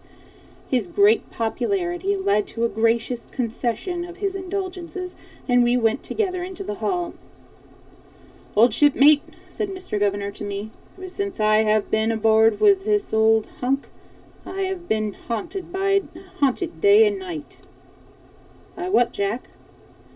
Mr. Governor clapping his hand on my shoulder and keeping it there, said, by something in the likeness of a woman. Oh, your old affliction. You'll never get over that, Jack, if you live to be 100. No, don't talk so, because I am very serious. All night long I have been haunted by one figure. All day the same figure has so bewildered me in the kitchen that I wonder I haven't poisoned the whole ship's company. There's no fancy here. Would you like to see the figure? I should like to see it very much. Then here it is, said Jack, whereupon he presented my sister, who had stolen out quietly after us. Oh, indeed, said I. And I suppose, Patty, my dear, I have no occasion to ask whether you have been haunted. Constantly, Joe, she replied. Let's see. Oh, okay, so apparently that might have been a printer's error, writing Joe instead of John. The effect of our going back again, all three together, and of my presenting my sister as the ghost from the corner room, and Jack as the ghost from my sister's room, was triumphant. The crowning hit of the night. Mr. Beaver was so particularly delighted that he, by and by, declared very little would make him dance a hornpipe. Mr. Governor immediately supplied the very little by offering to make it a double hornpipe, and then ensued such toe and heeling, and buckle covering, and double shuffling, and heel sliding, and execution of all sorts of slippery maneuvers with vibratory legs, as none of us ever saw before, or will ever see again. When we had all laughed and applauded till we were faint, Starling, not to be outdone, favoured us with a more modern salutatory,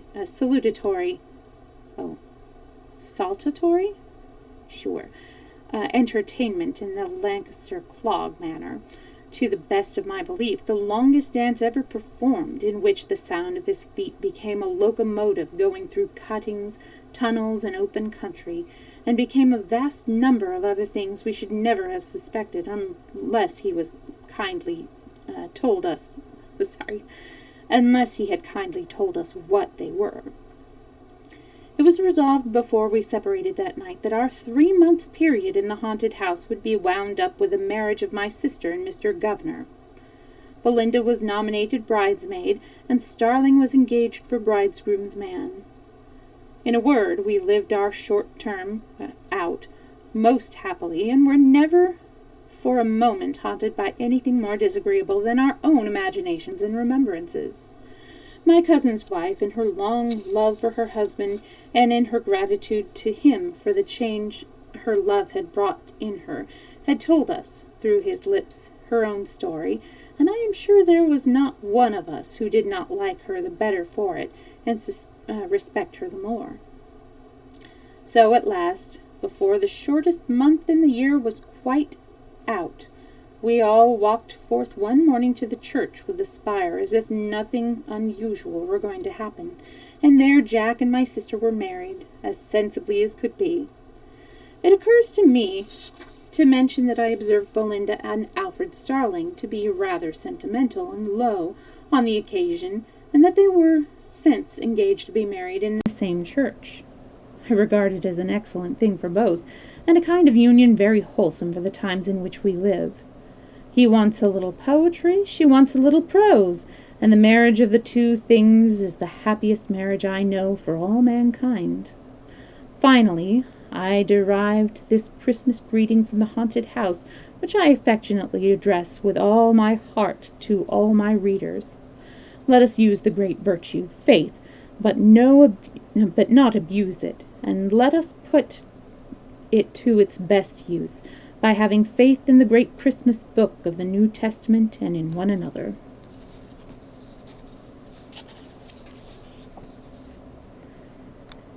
And that was the conclusion of The Haunted House by Charles Dickens and Friends. And now I'm going to go grab Snockings for her two redeemed treats.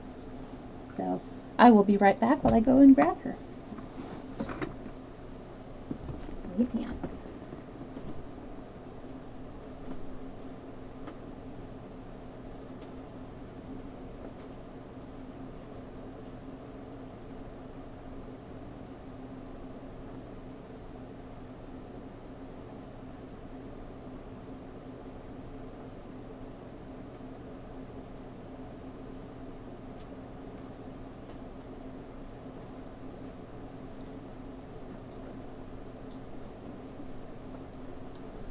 Alright, Snockings. These treats are from Corel and from Obvious. So now we get a little bit of kitty ASMR. Okay, this is from Corel. Buffle, come on.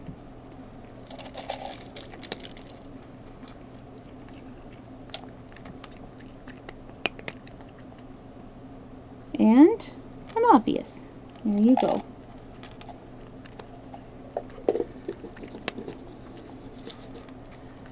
All right, I know that I said that I was going to do an art stream, but since we went 2 hours over, I'm going to go ahead and raid instead. Do any of you have any requests or suggestions for who to raid?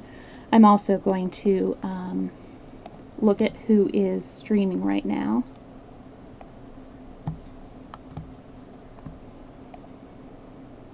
All right. So, let's see, we have Kipsadaisy is playing The Sims. We've got Tetrium, who is playing Animal Crossing. Oh, okay. Swags is streaming Among Us. Gemini Bean is doing Animal Crossing's. Fiery Ashes is just chatting. What is she just chatting about? Just chatting about chatting. Okay. I'm glad you got to listen tonight too.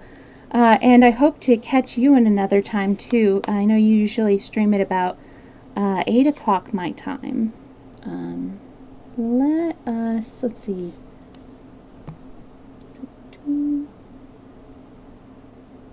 I think I'm going to raid Gemini Bean because I haven't raided her in a little while. So, thank you so much for hanging out with me, for listening and chatting a bit too. Let's see, the Gemini Bean. My next Storytime stream is going to be on Wednesday, 2 to 4 p.m. Pacific time. But tomorrow I am going to be doing an art stream, and I'm going to try to do also the 2 o'clock starting time. Not sure when it will go until. Anyways, let's see. Just typing my raid message.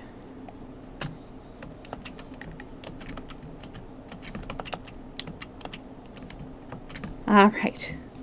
So I hope to see you next time. Have a good rest of your day, morning, night, whatever it may be. And I will see you next time. Bye.